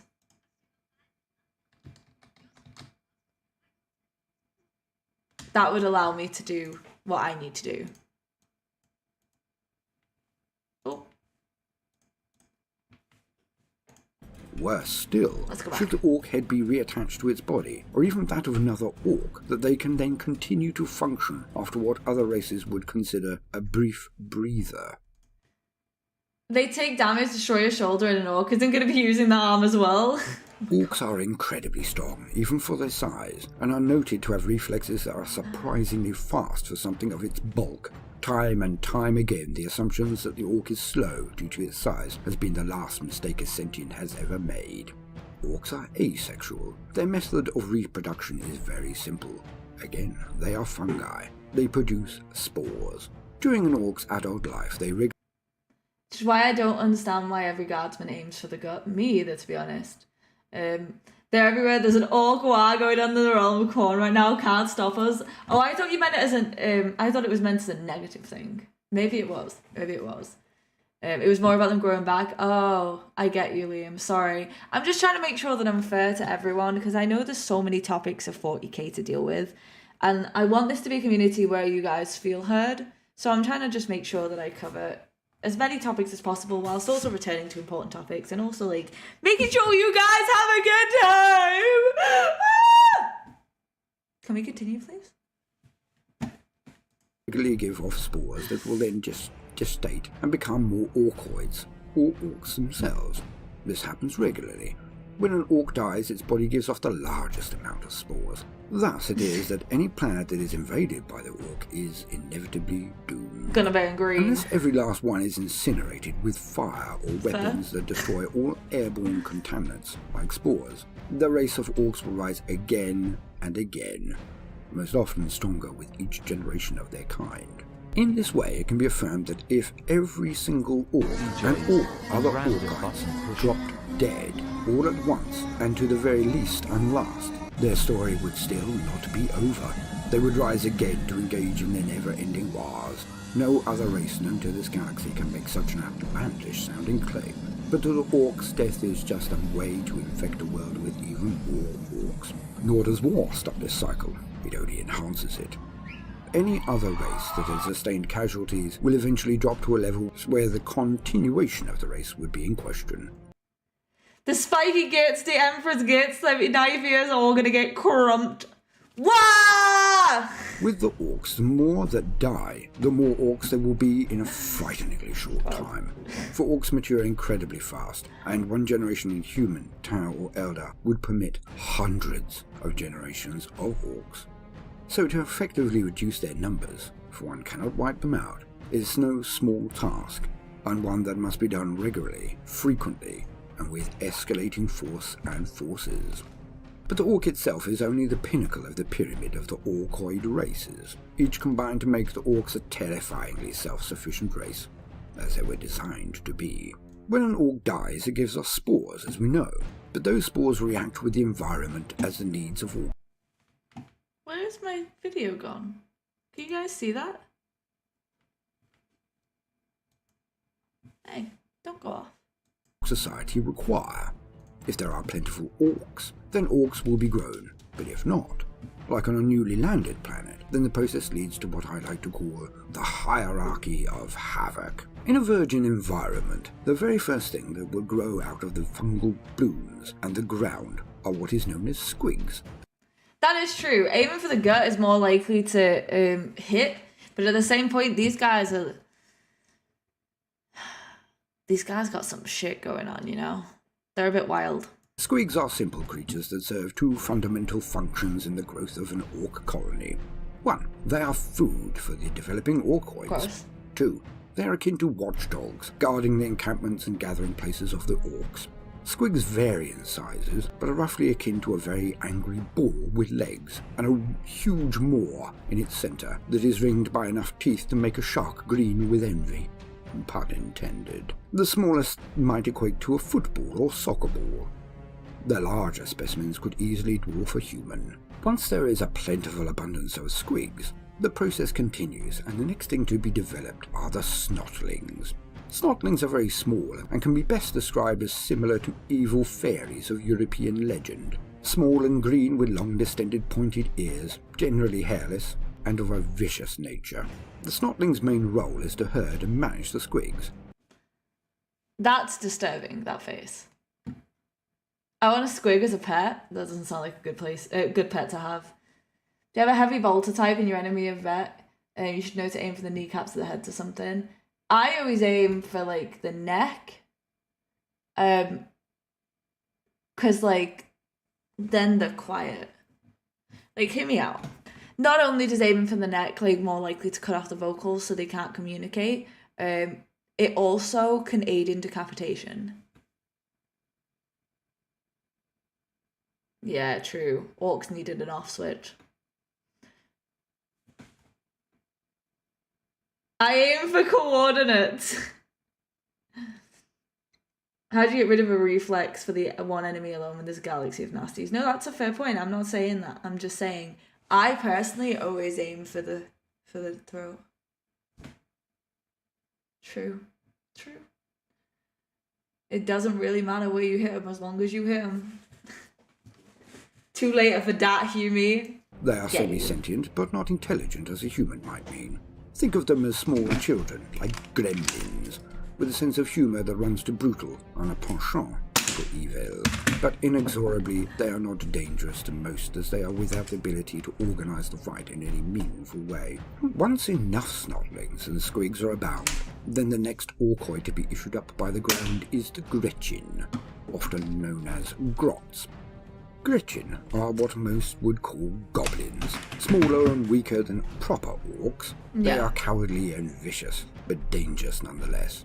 Dobby turned to the dark side, oh dear lord. It's never too late for artillery if you Krog. True. I mean, Kane is an idiot and he fought a whole war aiming for center mass, constantly saying, boy howdy, these things are tough. Never thought to aim for something that'll actually slow him. Grots act as aids to the orcs, carrying equipment, weaponry and other material for the combatant line warriors, the orcs themselves. They are beaten and even eaten by orcs when need or punishment require. The life of a grot is insanely dangerous, dealing with the bellicose orcs at every turn. But the gods thrive. Only once has a grot rebellion met with any success, but that story is for another time. Finally, when their simplistic society is ready, proper orcs appear. Orcs are born with a natural affinity for combat, violence, and almost instant activity. They are one of the purest forms of being in the galaxy, as their every asset is designed to perform their main task: war. The orcs are also different from their precursors in one fundamental way. They have more access to the genetic memory and automatically ingenious strains within their makeup. Decapitation for an orc? Well, then I would burn, obviously, the field, because I know the spores would still be out. But I aim for the neck for all things. No worries, I mean, there's still like 40 minutes on the video, but you can go at any point, Miklos. Decapitation for an orc. But, like, hear me out. How are they going to scream if they've got no vocal cords? The best way to take away someone's power is to take away the voice. How are you going to scream with your brethren? You're not. Never again. Even if you make it out of here, you're probably never going to speak again. Probably never going to communicate with them again. And that's your loss. And I will take that from you. You know? I know it's a writing problem, but it bugs me, I get you. I think it takes for about a year for an orc to reach full maturity. So 1-year-olds or adults sounds about right. Makes sense for Dorian. The standard orc of the line, so to put it, is called a boy. Collectively, they are called boys. Stay pulled back, they'll heal and survive. Will they get their vocal cords back? That's B-O-Y-Z, not B-O-I-S, everyone. When there are enough orcs in any place, then random orcs will begin to develop traits and skills that they had absolutely no training or assistance in learning. These orcs are generally dubbed odd boys. They fill out all of the usual specifications that any civilization would generate. Odd boys can be mechanics, mech boys, doctors, and I am using that in the broadest possible way, called pain boys, or even psychers, called weird boys. Their creators, the old ones, managed to write into their very DNA these specializations that are impossible to be replicated by experience.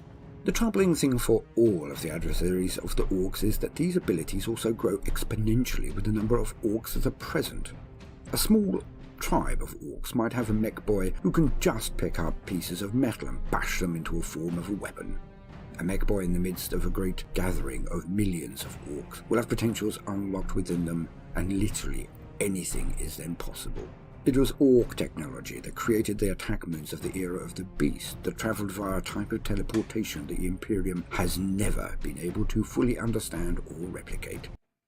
There are 50 purple orcs on this photo. Oh my god, if you've ever seen a purple orc, no, because it makes them sneaky. Here's the thing, Carl, you need to understand about the orcs. As long as they believe something can happen, they can do it. A bunch of orcs went out in space with no suit on and fixed the ship, and it wasn't until another group of orcs told them you can't breathe in space that they all died. So if you cut their head off, they'll still be able to talk. That is so insane.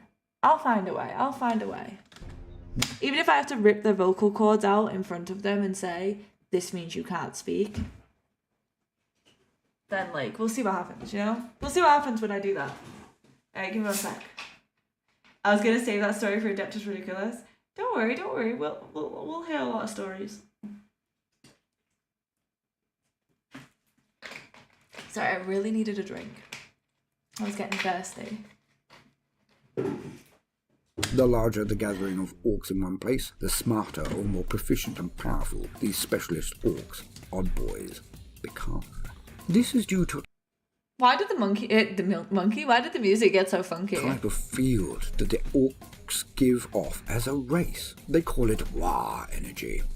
It is a form of psychic gestalt power, like a species subconscious, that enhances the orcs when more of it is present in one place. It is also the method by which the mech boys generate impossible weapons and technology. The orcs' psychic power fuels their weaponry, their transports, and all of their equipment. This is devastating, as it means that anything that is developed by the orcs cannot be reverse engineered, and no logical counters will work on their technology with any certainty or regularity. Simply put, the orcs as a race have but to believe something hard enough, with enough of them, and that thing will become true. If enough of them believe a heap of scrap has been hammered together by a mech boy will take them off planet on a crusade-like war, then fly it will. This extends to other spectra as well. If orcs believe that painting their vehicles red will make them faster, then faster they will be. It is very similar to the Eldar way of powering their vehicles and some weaponry, but with no training, restraint, knowledge or experience required whatsoever. Orcs do not harness the power of the warp as Eldar do. They simply do and expect the universe to change to their beliefs, which... Sorry, the music's so funky. I've been told this story before. I think I've been told the story a couple of times. The fact that the orc went back to kill himself to get his favourite gun was great.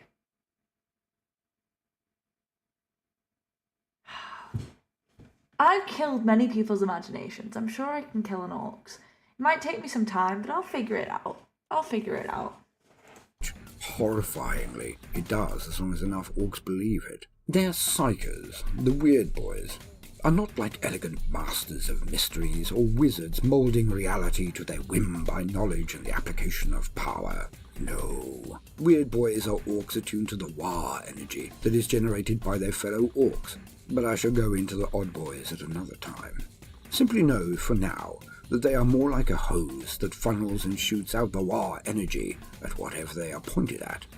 But what they do not have in skill or control, they more than make up for in sheer unadulterated power.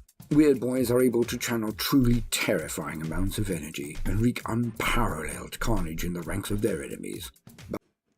You can't just give them a stick and tell them it's a gun, it has to look like a gun. If the orcs believe you're unkillable, then they'll believe that you're unkillable. That's how Yarrick was able to live so long until he died. That's funny. Like, all the jokes people take as fact because they don't know better. I think it's true. It's true. I think we've got to find the limits of orcs' power, but we can only do that with, like, if we were involved with orcs. We just don't have enough involvement with orcs. But by the same token, they are just as prone to overfill the same energy, That's true. and then their heads might explode, which is often seen as hilarious by any who survive and witness the scenario. War energy has many applications that benefit the orc. Its concentration unlocks these specialist genes and abilities, mainly fighting. No!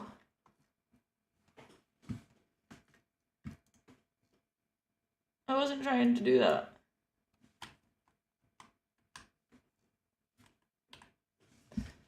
Okay, I was at that bit. Don't worry, I found where I'm up to.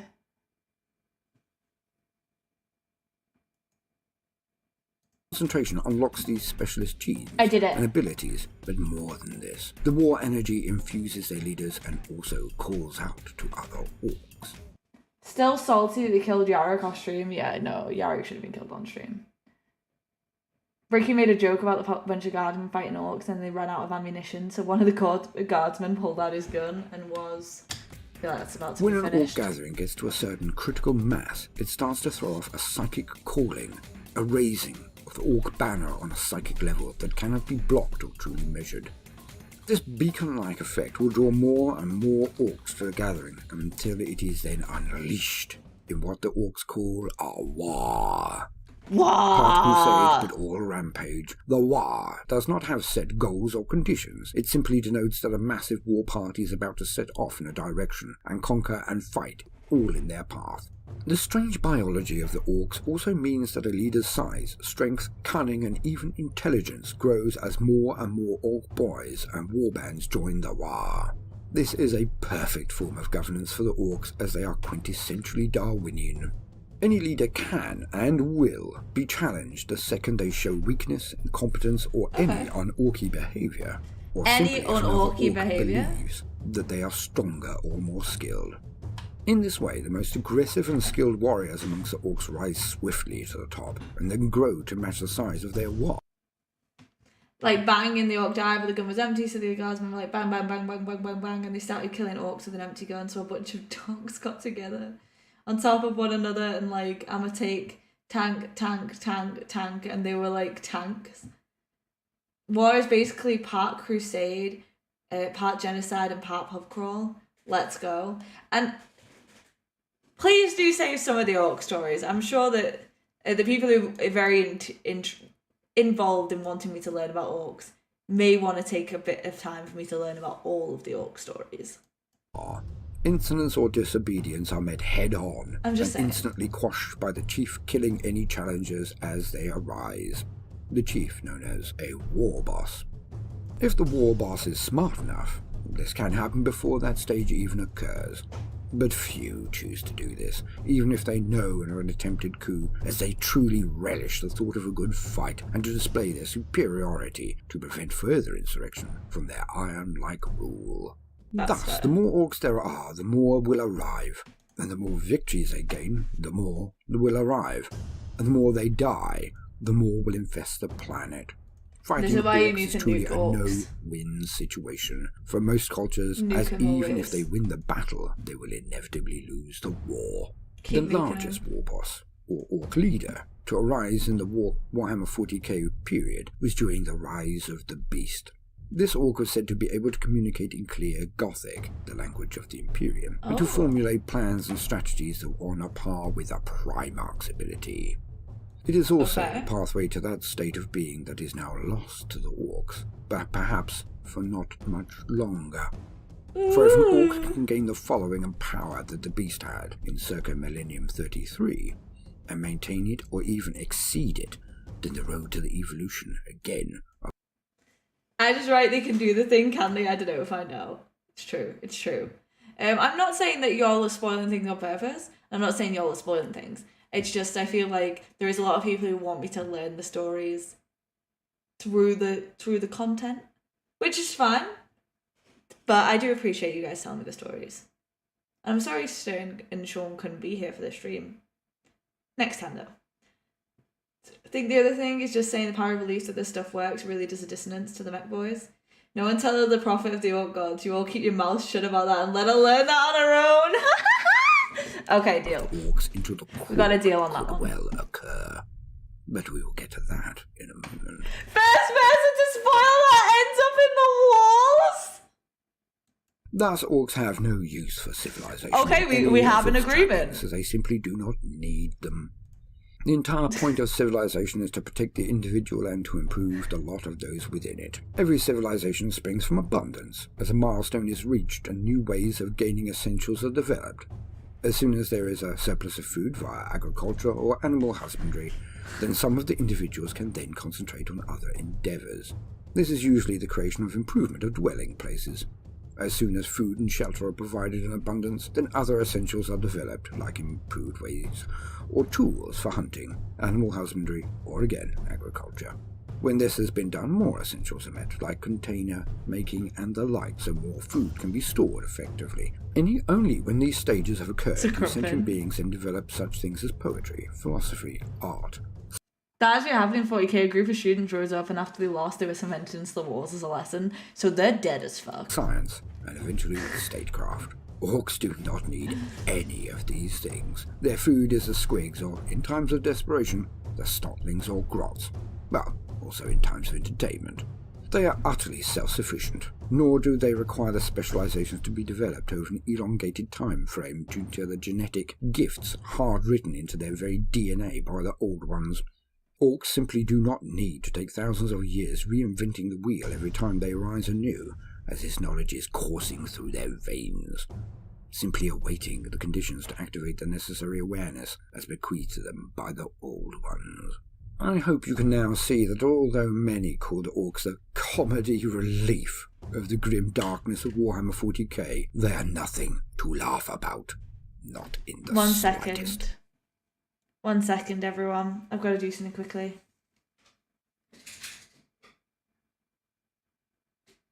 Have you ever had your headphones get tangled? Sometimes you've got to let them spin to like get untangled. I apologise, but mine were really badly tangled. And progress the scroll of Progredium. They serve as foundation of the Imperium. That's funny. That's a good joke. I liked that one. Now that we know the very basics of what an orc is, yes, let us explore their genesis, their creation. I hope the experienced player finds this eye-opening, and the initiate to this glorious setting educational. For the race of orcs is one of the oldest in the galaxy. Their creation, which it most certainly was, occurred in a period of the galaxy known as the War in Heaven. This tracks back to at least 65 million years ago, and could potentially be many millions of years longer. The march of time has made anything from this period myth or legend, with little or no extant evidence remaining, with one huge exception only: the Necrons. Okay. The very brief version, as I will cover this in detail in the future, is that millions of years ago there was a war between two superpowers amongst the stars of the Milky Way galaxy. One faction was the beneficent and wise Old Ones, who were mighty psychers and wise beyond the dreams of the present era. These Old Ones were akin to cosmic gardeners who would plant races and the seeds of greatness. Okay, it may not have been a joke, Dagan, but it was a very good pun.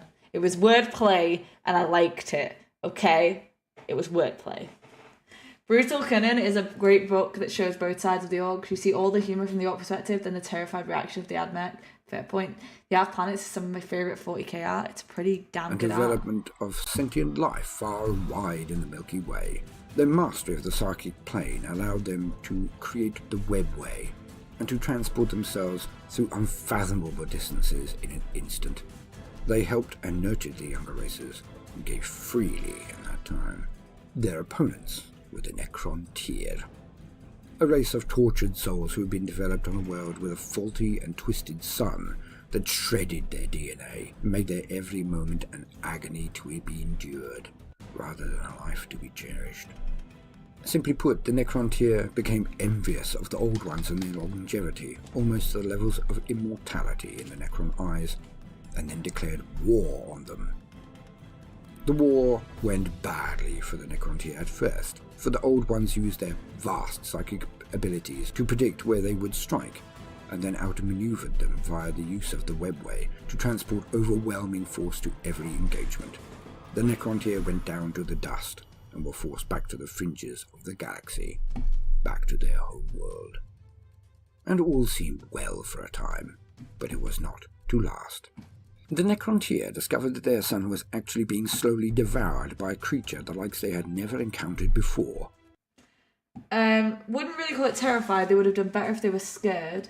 Orc invasion, AdMech reaction, let's do experiments and politics while our planet dies. Oh, damn.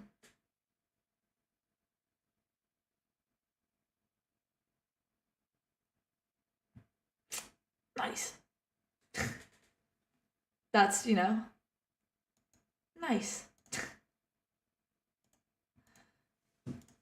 The Necrontyr science was strong, and they eventually made contact with the being they were later to call the C'tan, in Necrontyr meaning star gods. The C'tan told the Necrontyr of how they had made war on the Old Ones, but, like the Necrontyr, they had been defeated. Thus the two races, the C'tan and the Necrontyr, formed a pact. The C'tan would grant the Necrontyr immortality and then lead them into a war against the Old Ones to gain revenge. The deal did not go as it was sold to them, and the Necrontyr did indeed gain immortality, but only at the cost of their very souls. Damn. They were now beings of metal, and did not fear death, and did not experience pain or suffering, and all that remained of their drive was to make war on the Old Ones. The Old Ones were no match for the combined power of the C'tan and the legions of the metallic undead Necrons. This confrontation is called the War in Heaven now. It is unknown what exactly occurred, or how long it was fought for. Some say it could have been millions of years, due to the next set of events that are known. The Old Ones turned to their genetic manipulations out of AdMech's so smart, no one said wise. desperation. They grew and developed races that they hoped would aid them in the war against the C'tan and the Necrons. For this is the most terrible war to ever have occurred in the history of the Milky Way galaxy, and its horrors and wonders cannot even be described by those who exist today. Entire star clusters were winked out of existence. Wormhole weapons and mass extinctions of huge swathes of the galaxy were perpetrated by both sides. It was hell made manifest. Accepted wisdom states that there were 5 main races that survived the War in Heaven, some only barely.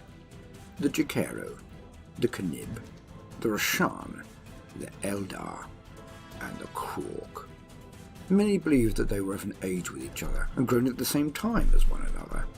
Accepted wisdom also states the Old Ones were defeated and they were slain by the C'tan while the Necrons burnt and killed all in their path.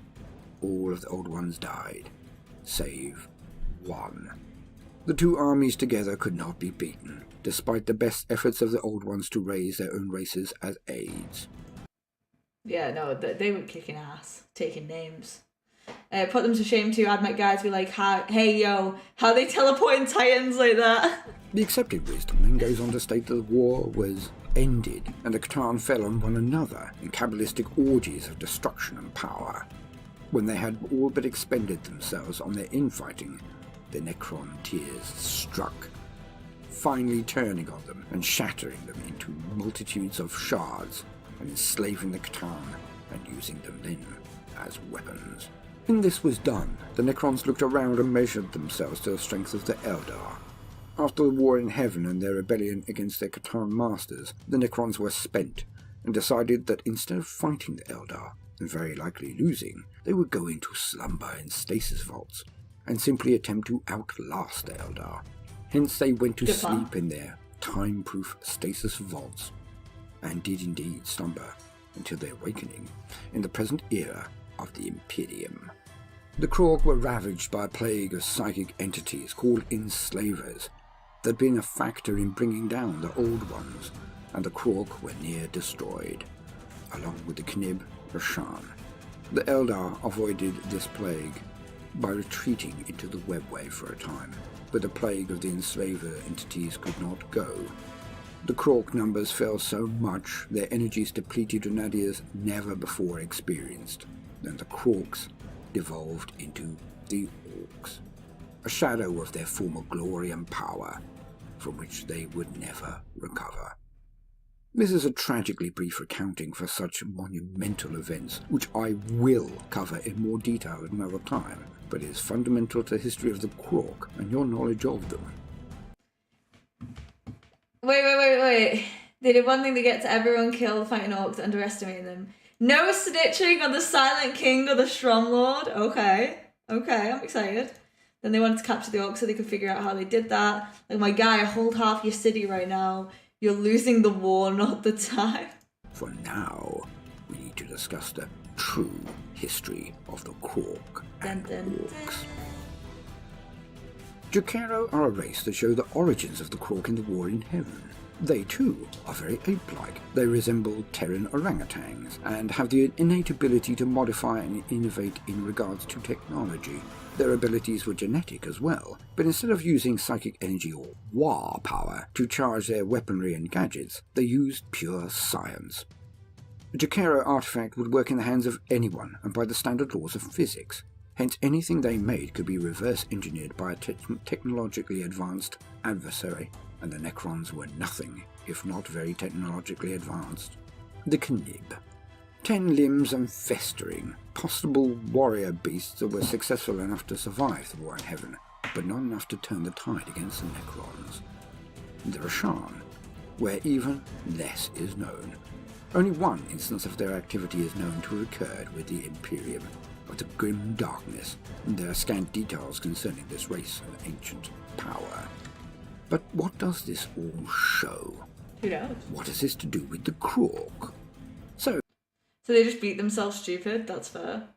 Then they wanted to capture orcs so they could figure out how they did that. Like, my guy, hold half your city right now, you're losing the war at the time. Yeah, I read that. Stupid Humie is always running away with the loot. The inherent technological innovation gene has been used before, but the Ghazghkull seem to have ultimately failed the test of the Old Ones, as they were replaced by a better tool. Ghazghkull, if they are the same now as they were in the War in Heaven, are not an aggressive or organised race, and only move in tribal groups and communication is not truly identified.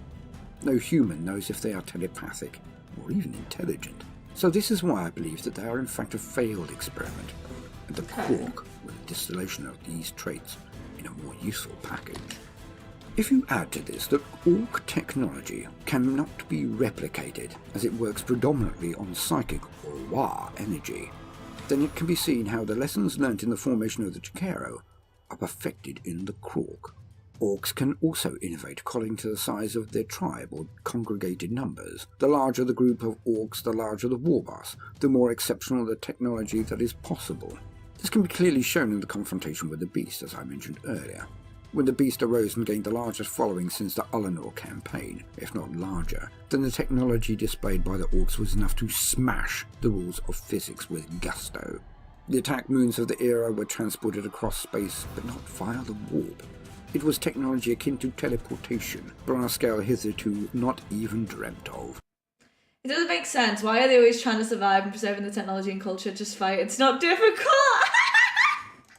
Also, the most important part of the argument for me is the power armor of the Krork in the collection of Trazine the Infinite. The power armor he wore was, and I quote, far in advance of any power armor presently used by the Imperium. The Ghazghkull travel in groups, but do not have the natural propensity or drive to enter combat that are so pronounced in the Orkoid race. I can see them as nothing more than the broken prototype of the Ork, or the Krork. The Knib and Rashan may not have been warrior races during the War in Heaven, but it seems incredibly likely that they were, as they rose at the same time as the others, and it is reported that they have their genesis from the Old Ones. In this case, one might also consider that these were also failures, and they did nothing to stop the Necron or Catan winning the war.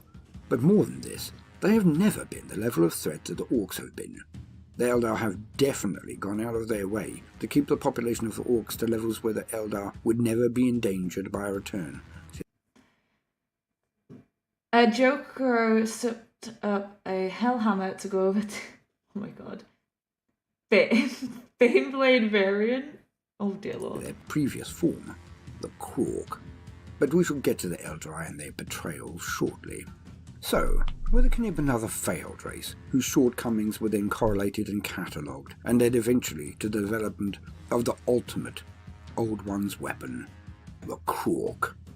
In my mind there can be no doubt, but I always leave things open for changes.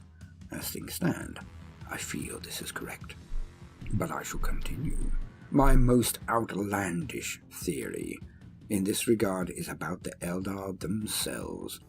There is scant information from this period, but one short description shows the Eldar being visited by the Old Ones, and that the Eldar felt less enamoured with them with each visitation. As time went on, the Eldar thought very highly of themselves indeed, and less of their gods, the Old Ones. I think this actually indicates or contributes to the genesis of the Krork as well. The Ghazghkull again may be semi-psychos, and may communicate with each other telepathically. Imagine if the orcs are telepathic. Like, how much of a fucking joke would that be? Like, orcs are just like, hey, you want to kill that guy over there? But they never have to point. They never have to consider things. They can just look and go, kill, go. That's dangerous. So there is no other explanation for their tribal activities if they cannot communicate. So the Eldar may have come later than the Ghazghkull, the Old Ones realizing that they can generate psychic attributes, and they were effective against the Catan and Necrons. But the Eldar thought too much, spent too much time on culture and then pride, and became disobedient. So they would certainly not be the ultimate weapon that the Old Ones wished. Who would take a pistol into a fight if they had to negotiate with it on the morality of firing, or the direction in which it was pointed, the target prioritization? Would you take a sword to a battle if you had to argue with it over who was more strong, you or it? Thus I feel the Eldar are not the ultimate weapon of the Old Ones as they claim. The Krork would not argue if their target involved a battle. The Krork have psyker abilities every bit as potent as the Eldar. In fact, I propose that the Krork were created simply because the Eldar are yet another failed experiment of the Old Ones. It would also explain their bruised ego. They just want to do what they want to do anyway without saying something. No worries, good night, have fun at the eval, stay safe, and good luck. I hope it goes really well. And congratulations again on the promotion! Bye. No being of worth has to constantly wave their own banner and proclaim their greatness if they know it is there. It smacks of a deep-seated insecurity. True. The insecurity of a child, replaced by a better sibling. Oh. And this runs through the later history. The Eldar lord nothing more than the defeat of the Krork and then Orc in all ways and means. But why such venom? Unless they have something to prove. Why continue so much? Unless the person they wish to prove themselves to is no longer there. The Old Ones are gone. Like a child forever competing with their younger but infinitely superior sibling, the Eldar hate the Krork and Orc with a passion and zeal that only smacks of jealousy and the terrible realization that they were indeed replaced by the Krork, as they, the mighty Eldar, were seen by their parent as a failure. Thus Archimedes told me, thus have I relayed this. Under no duress whatsoever. None. Nope. I am not scared of Archimedes, and he is not, at this very moment, standing above me with a chopper. But let us continue. The lies of the Eldar. That's funny. Even unto themselves. The Eldar would paint Based. a picture that they fought hard against the Necrons and Catan, and then, practically single-handedly by their accounts, they forced the beleaguered Necrons into the decision to go into stasis sleep. The Eldar state that the Necrons fled through time from them and their power. But does this bold claim match up to any of the details we have discussed, or our knowledge of the Necrons themselves? The Catan were beings of immense power, but their weakness was ever the powers of the warp, of psychers. The powers that the Eldar are so very versed in and universally accepted as being preeminent. So would not they have been the tool created by the Old Ones to counter the Catan, not the Necrons? Okay. Looking at a Necron army and their ways of war, massed formations inexorably marching forward and obliterating anything in their path with gauze or Tesla weaponry. When one falls, it is left behind to repair itself in minutes, if not seconds, then rejoin the last rank that is marching ever forwards. The Eldar expect us to believe that they were the ultimate weapon against such a force. Eldar are swift and nimble, but you cannot evade fire if you are being hosed by massed blocks of infantry. Nor can the Eldar be seen as immune to the weapons of the Necrons, despite what they may dream as being their illustrious past. If they advanced in numbers few enough for them to have the space to evade fire with their Eldar reflexes, then they would not have had the massed firepower to defeat the Necrons. It simply does not add up. The alternative take, which is my proposal, is that the Eldar have lied, by choice or by simple cultural senility and pride. The Eldar may well have had success against the Ingir, their name for the Catan, but the same Ingir were more interested with destroying each other when the Old Ones were then beaten. Only a Krork formation, in tight, precise, locked alignment, acting like a well-drilled weapon or machine, would have the power to meet the Necrons head-on and the endurance to grind them down. To the Krork losses mean nothing, as they do to the Orc of today. They are not that dissimilar. Only the Krork would have been able to wage the long wars of attrition that would have been required to finish a fully active and entrenched force of Necrons. Only the Krork would have made planetfall on a throne world and been absolutely massacred, only for their spores to take hold of the planet, so the Necrons would never ever be free of them, grinding the Necron down bit by. Single-handedly, okay, be sure to send us a postcard from the web where you're hiding in. You ever go through the book Catch and Devil? It's kind of like a brutal crooning. It's told from the perspective of the Noob Guardsman and the View Split Axe. Eldar lying to protect their ego. No, say it ain't so. Oh my god. A bit. Also, we have more evidence to back this postulation of mine for over a decade. The most recent Codex of the Necrons states categorically that the ultimate general of the Necrons, Imhotep the Stormlord, despises fighting orcs. He has a bad track record against them, as he cannot fathom them and cannot predict them. With his biggest advantage taken from him, Imhotep is vulnerable to orc activity. He hates them as well due to this. But if the greatest Necron strategist and general, possibly the greatest general the galaxy has ever seen, according to the selfsame Codex, could not defeat the Orcs convincingly, then how would his less able contemporaries fare? In the Codex we have the clearest indicant yet of the truth that the Eldar have tried to hide. No way! You don't like the Eldar, Dylan? I thought you were like their best mate. The reason why the Krorks are so good is because these people were massive, they were so big that they towered over Primarchs, and their gear and technology was so good that they could maintain it. The Necron sleep was to avoid the rage and power of the Krork. The Eldar lies state that the Necron went to sleep to avoid them. The Necrons hint that they could simply sleep and the Enslaver Plague or the March of Time would defeat their enemies for them. As great scientists themselves, there is zero probability that the Necrons would not have investigated the Krork that they fought. Thus, is it not more likely that the Necrons would know that a lack of massed conflict would have made the Krork devolve or weaken at the very least? The Necrons would have known that captured Krork prevented from fighting would become lesser, would even die out. Thus, Archimedes informs me that the Necrons basically turned tail and ran to bed to avoid the power of the Krork. The Eldar have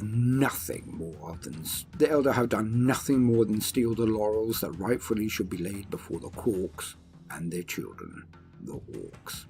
Please bear in mind, when you may sneer, that a Krork, the one shown in Trajan's Palace of Collections, is over 12 meters tall. Its armor, as we have identified, is far more advanced than Astartes' power armor of even today. If we link this to the sizes of orcs that were leaders in the rise of the beast, one can only shudder at the power of an army of Krork on the move, and how the Eldar have hidden the matter, how they have lied. But more than this, I believe from my reading of the lore that they have done far worse than this. The Eldar have betrayed the Krorks thrice-fold over. And you must bear in mind that the Krork and Eldar were allies on the same side against the Catan and the Necrons, so they fought side by side. It's kind of a catch-on book, but it's almost 50-50 about the orcs. It surprised me. Not the best, not the worst, but it's worth a read.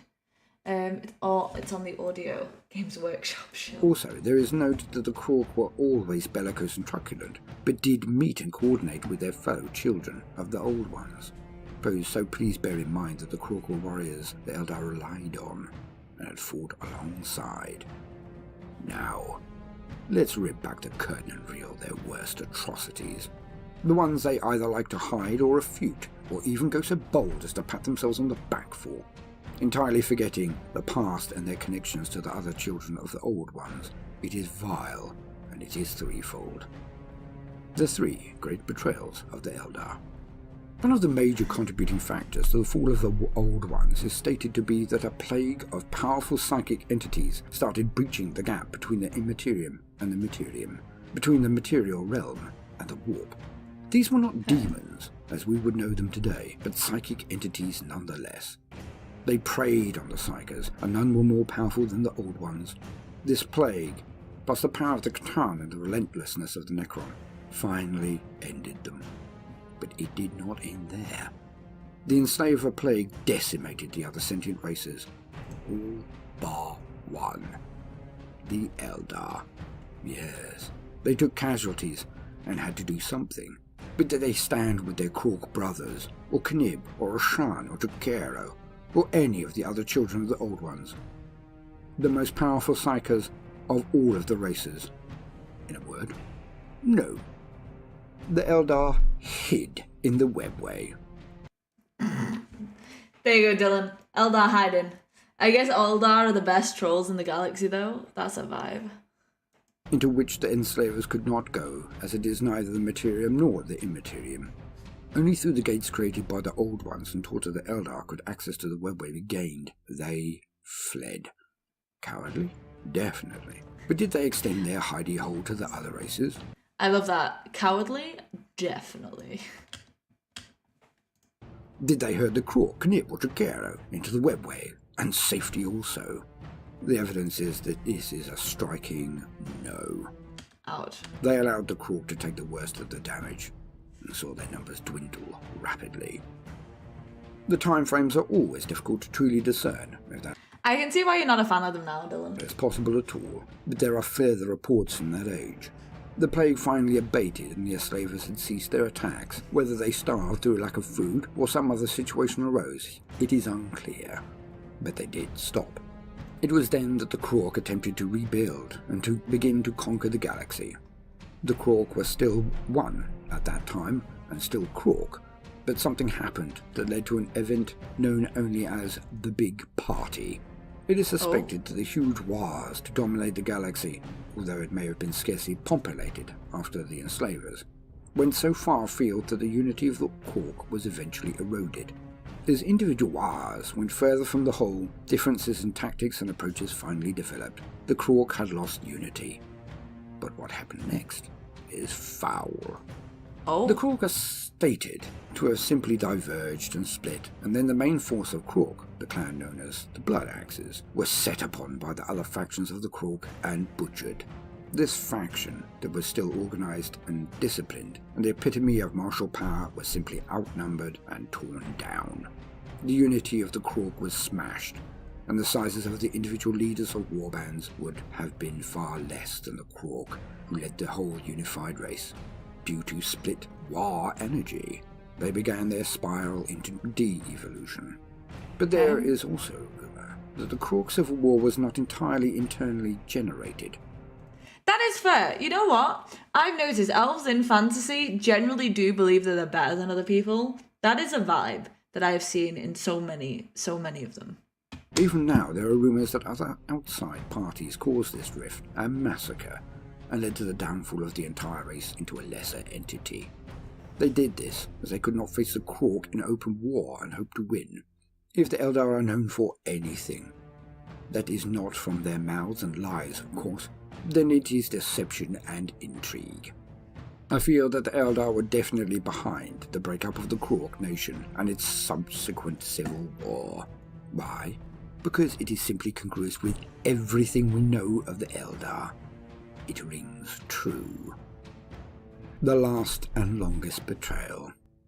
In codices aplenty and other writings, the Eldar state with satisfaction that they culled the orcs regularly, ferociously, frequently, and ardently. This may seem like attempted genocide, but it is clearly just an attempt to keep the orcs from ever gaining enough numbers and war energy to return to their true form, their true destiny, to be Krork. For with the orcs and the Krork, the only thing that truly matters are numbers, due to all of the bonuses and developments it allows. But orcs don't think they're the best, they know they're the best. Hypocrisy, what's that? True. Well, if you think the Eldar in 40k about the Eldar in Fantasy are way worse, the Eldar, because they don't have to worry about Slaanesh. In Fantasy, the Slann taught magic to the elves, and all the elves that were around for that died. This led to the elves thinking they discovered it. You know what? There's actually, that story is mirrored in a show that I like. I'll get you guys the name of it if you're ever interested. But essentially, they took credit for the starting of magic and the foundations of the principles of magic in the realm. And it turned out it was actually a more ancient society that had actually brought that up. But it was their greatest guarded secret, because it's what gave them power and status in the realm. It was cool. Elves live 10 times longer than other races. Kind of hard to look at something that lives in dog years and take it seriously. True. And also there's the fact that history is written by the people that are still alive. The Eldar have purposefully kept the Krork down, not because of their abhorrence, as they claim, but out of one simple little word. Fear. Fear. And the jealousy of the prodigal son, like Joseph of the many-coloured cloak. They set upon the Krork out of envy of a sibling, loved more and lauded more by their parent. The Eldar fear the Krork as much as the Necrons do, for only those races from the war in heaven know the truth of the birthright of the Orc, and the power of the Krork. Humans is a weak scum that deserves to get stomped. Except for one-eyed Eric, who knows that's a fight. Ghazghkull Mag Uruk Thraka. The lies of the humans. Most humans actually believe that the Imperium of Man covers the majority of the galaxy. They believe that the Xenos are only on the outskirts, the edges of the galaxy. They honestly believe that from one end of the Imperium to the opposite. Why do people believe the galaxy is flat? Hear me out. Hear me out. How can they be on the edges of the universe? Is the galaxy flat? That all is held and controlled by damn flat galaxy considerators. By the power of their armies. No Xenos, mutant or heretic is suffered to live. They believe that the will of the orcs was smashed at Rylanor, and the greenskins have been a mere nuisance since. Nothing could be further from the truth. It is so deluded it is almost laughable. Let us simply look at the map. That huge cluster of green in the west, a stone's throw from Holy Terror, that is a huge and ancient orc empire. An empire that the much-vaunted Emperor of Mankind, when all of his Primarchs were loyal and each commanding an entire legion, could not or would not challenge. It stands today. Prove the galaxy is flat. 2 truths and 1 lie to Gilliman and 2 truths about the Eldar in the upcoming Necron book. That's really cool. I'm excited for that. The huge swathe of green slap bang in the middle of the Imperium. Another Orc empire the Imperium has not been able to clear or to control, and more and more. Each collection of green is where the Imperium has confirmed that there are high densities of Orc infestation, a euphemism for we cannot get rid of them. So much for the unstoppable legions of the Emperor and his myth of galactic control. Everyone tell Stern, didn't I say I was upset that he wasn't here to see this? Can you all confirm we did make that comment and I was very upset that Stern wasn't here? And because of that, you, Stern, and the other Patreons get to pick next week's video alone. So you guys get to vote independently on Patreon. So, like, you're all getting some benefits. But I even said that I was upset that you weren't here. I had to stream because it's Sunday. And I streamed at normal time-ish. That was a little bit late. But I scheduled it. She did say that. Thank you, Liam. Thank you. Proof that I cared, that I did mention you, and also that I'm giving you all some extra platforms. I kid.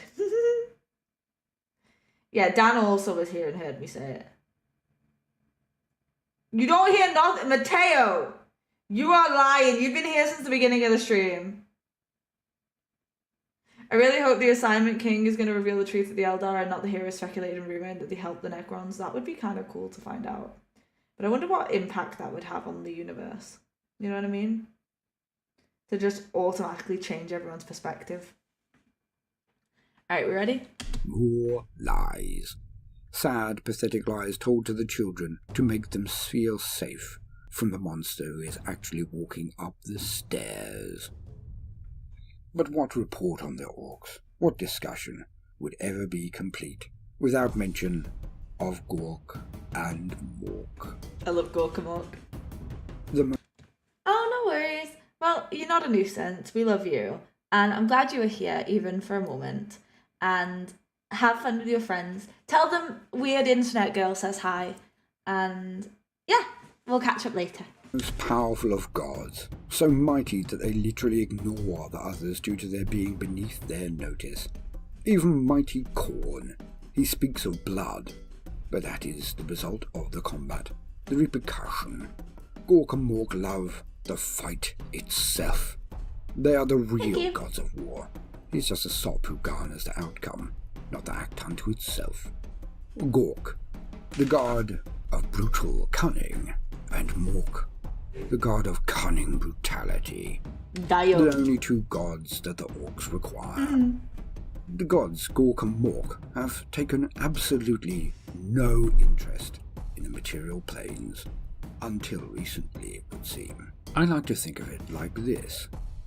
Krork and Mork are fighting one day, as they did every day for millions and millions of years. One's brutal cunning matched the other's cunning brutality. So they fought on, as they always did. But today was different. It was Krork who raised his hand to his brother for the first time in a long time, and he staggered Mork by the simple action of it. Both were, for the first time in a long time, silent. Krork cupped his ear and bade Mork do the same, which, being a good brother, he did, after plunging a blade into Krork's unprotected belly. Krork laughed. Mork laughed. But they listened.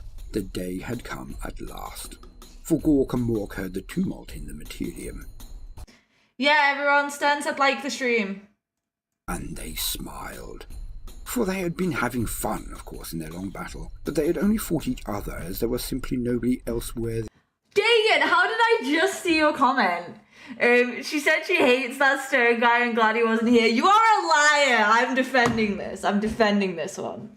I didn't see that comment. Dagon, you're getting me in shit. You love him. What about me? I get no love. I'll die maidenless. Wolf, we love you too. Of course we do. Of course we do. You're here all the time. You give me all this good information. You give me so much detail. And you write very good comments. So of course I appreciate you. Of their steel. And Krork and Mork did marvel. For now there were things aplenty again. For the chittering of the hive mind had stayed their hands and brought this respite. But it led to so much more. The iron creaks of the Necrons, their old enemy, are rising. The shining light of the Astronomicon and the marching feet of the Astartes and Militarum. The dazzling newness of the Tau. The rise of the four gods of chaos, who claimed a warrior amongst their lot. His worshippers seemed to know the joy of a good scrap. Well, sort of. And so Ghazghkull and Mork continued their battle, for their time was not yet ripe. But they acted, in small ways, in fun ways, in cunning ways. And by their ways was Ghazghkull raised, and by their ways was he given visions of magnificence. And by their ways was he saved from his enemies and delivered, the ability to traverse the galaxy at a whim. And by their ways is he elevated, evolving, returning the orcs to their birthright, to be Krork again.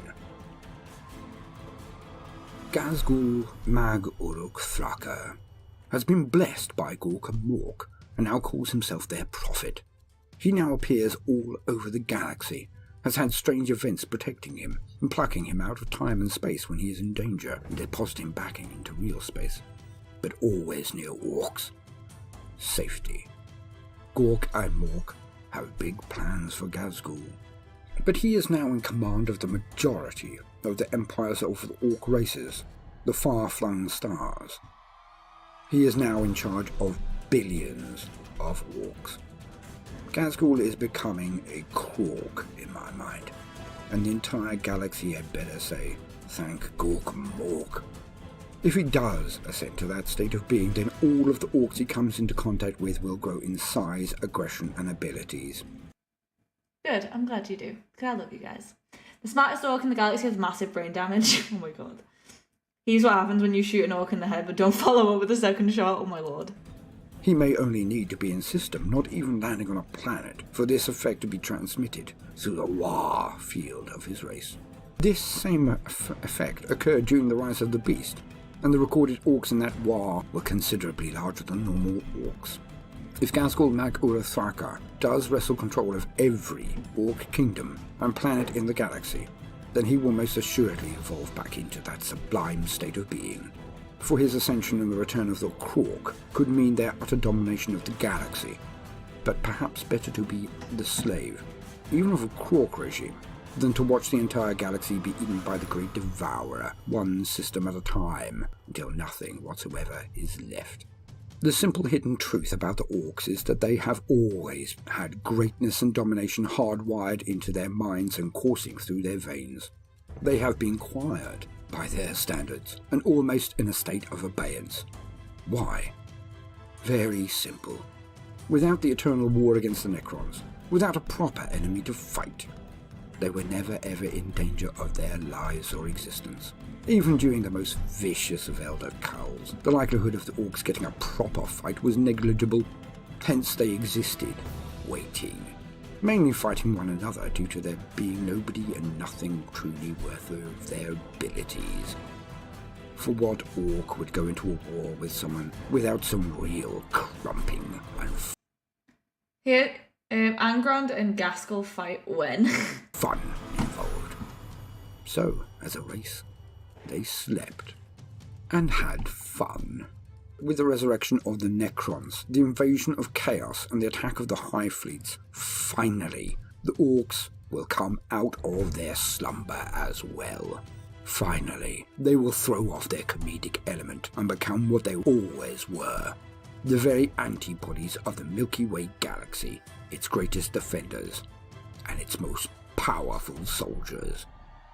Thank Krork and Mork, and hail the Krork, and be prepared for the war to end all wars. Was that good enough? Orky means? Yeah. Well, I only got one thing to say to that, human. Ah! How was that?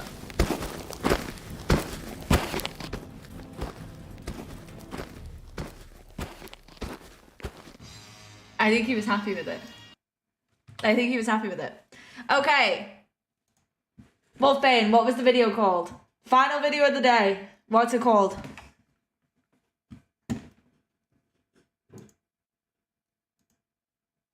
Can't do it without it.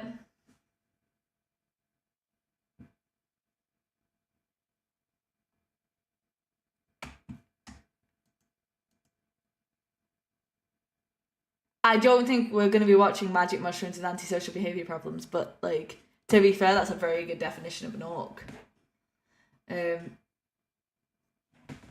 Just waiting for the video from our friend.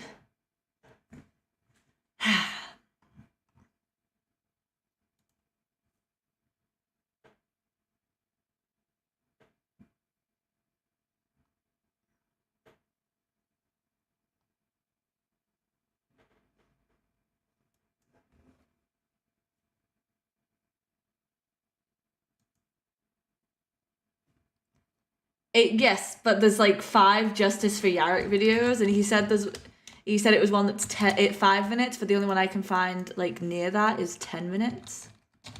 Does that make sense? That's why I asked if it was the warrior tier, because that one's 10 minutes. There is Old Man Reacts, which is 15 minutes. There's 40k Theories, that's 7 minutes. There's a lot of them. That's why I'm saying there's quite a few. So I need to know which one. There's like 3 of them, Wolfbane. Who was it by? Plays Jeopardy theme. I'm not doing very good at Jeopardy. There's like 5 of them. Is it the warrior tier one? Because that was the first one that I found, but it's not 5 minutes, it's 10 minutes. Okay, warrior tier.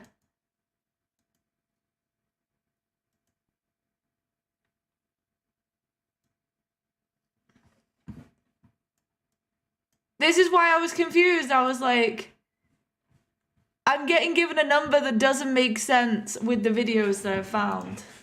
So it's this one. Okay, we got a deal. No new hole. We've been attacked by a scrap vessel that appears from... They don't know I'm here. They can't hear me, I think. They haven't realised that this pod is behind the wall. We were attacked by a ship that broke from warp jump on our starboard side. Oh. They breached our ship and started capturing everyone. Is this the right episode? Wolfbane. I'm not gonna play this until it's confirmed. Is this the one? Is this our final video?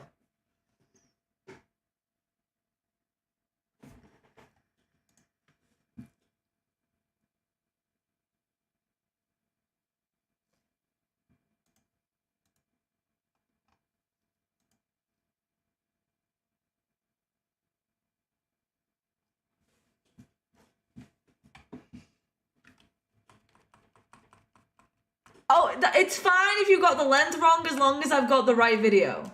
But this is the right video.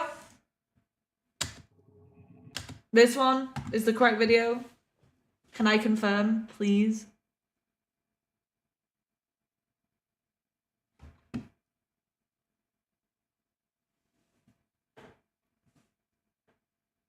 Get whatever you want wrong, just don't confuse me. Them's the rules. Okay, let's go. We've been attacked by a scrap vessel that appears from... They don't know I'm here. They can't hear me, I think. They haven't realised that this pod is behind the wall.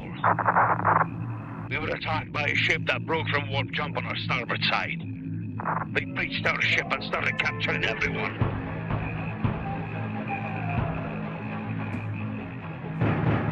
I don't care if you have to cut a hole in this ship's walls. Just go find them now. They're looking for me. This is Security Chief Ardo Dranel of the Distant Star.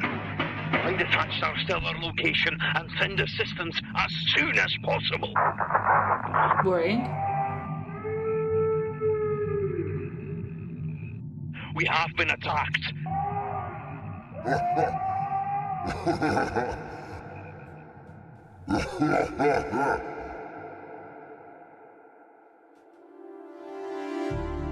If you can hear me, you better be paying attention or else. My name's Big Boss Scraphead, and this is my ship now. That's one way to make yourself known. You can hear me, can't you, kid? This is a nice ship. It's mine now, though. And I'm gonna make it better than you and them Kargi boys could ever dream of. The humans on here give us a hell of a crump, but they're all gone now. Nice. Most of them anyway. The captain of this mighty fine vessel wants to talk with me. Ain't he brave? Oi, it's Wilkins! Well, that was fast, wasn't it? I let him go. Him and a few of the others. As I want them to go tell the others where we is. I told my boys, I told them. I told them. It's about time we had two things. A proper bloody fight. And a proper bloody big ship. He's just like, I'm a steal. Well, let's steal the ship. Do you know what the benefits of stealing the ship is? A, we get a fight. B, we get a ship. And they is well happy now. Let me tell you a little story. I was grew up on a little world you probably ain't heard of. Since I was a little shroom being looked at after me dark. I love that, since I was a little shroom. I always wanted to be a boss. You best believe I was gonna have me way. Told all of us bosses that we had to find over ships. And I asked to who me war bosses were ain't Ronnie's. Cause Ghazghkull's proper furious that demon man did him a bad one. Ain't gone done for old Eldar, you see. And Ghazghkull ain't too happy about that.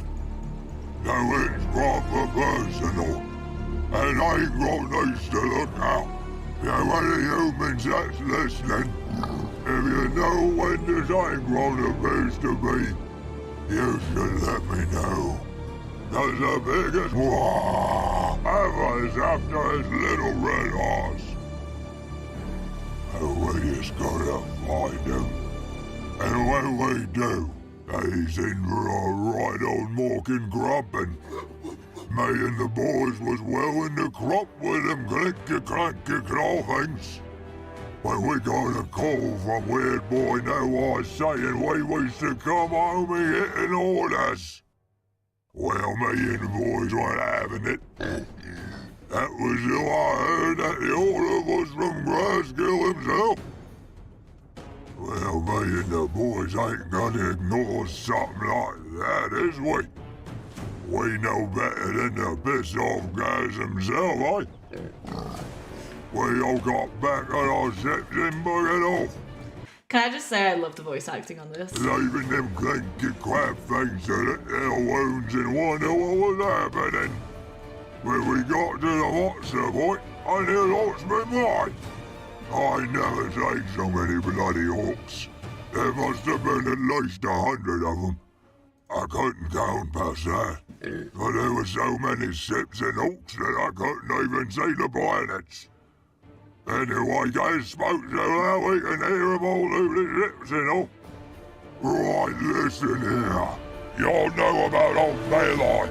Them Yumi with the red circle eye thing, right? Well, it turns out some red kid named Angron has got to kill them. Well, I ain't gonna tell you that the only kid in this whole galaxy who was allowed to do for it was me. So you must be listening, and you must be listening proper. You're all gonna go find them. And then, any kid I say you ain't doing that, I'll crush them to death and feed them to the orcs on my ship. Ain't no one allowed to kill me and Vesper me. I ain't having it. So go out there and so can find them. Demon Brink. Any kid who tells me where he is gets his own ship and crew. Any kid who tells me any information about Angron gets to join me crew. He gets to share the loot. And if you're listening, Angron, you best get to running. 'Cause I'll catch you on my make slow work of you doing your in. I heard your big old axe and I'll be having it for myself. After I pull it from your soaking fingers, you're stealing. Good for nothing. Corrupt tasting. Crab-eating. Piece of soak. Now all of you get out there and find them. Tell me where Angron is. And if you try and do them all yourself, and I find out, I'll pull you through so much pain, you'll wish you was a squig. I'm like invested. This guy, this is a good ass video. I love Warrior Tier. I have a lot of enjoyment. My word, it's gonna be an apocalyptic scrap. I'm excited for that. I am. Big and squig kids love ship. Am I clear?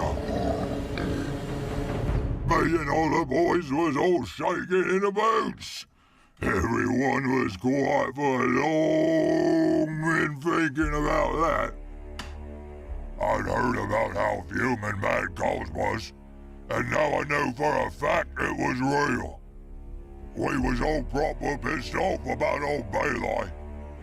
True. We don't have much respect for humans, but he had earned his. When we set up to look for Angron, I got to thinking the best way to find a Humie is to ask the Humies, innit? So me know what's it about getting the Humie ships and taking things to find stuff out.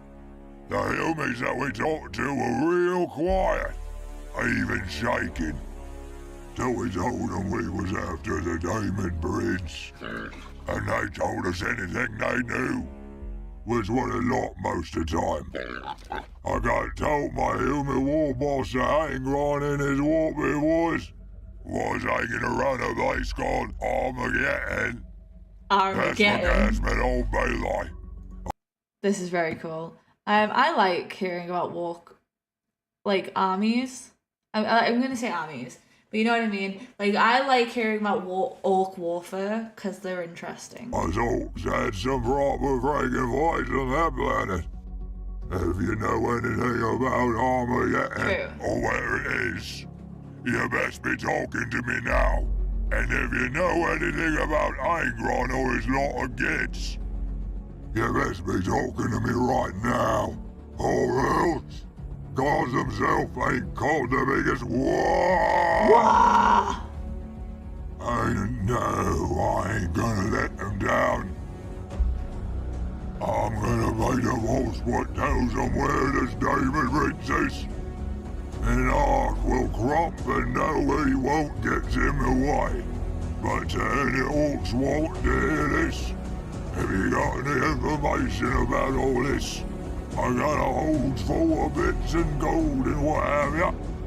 And if you can hear me, Angron, you best be ready.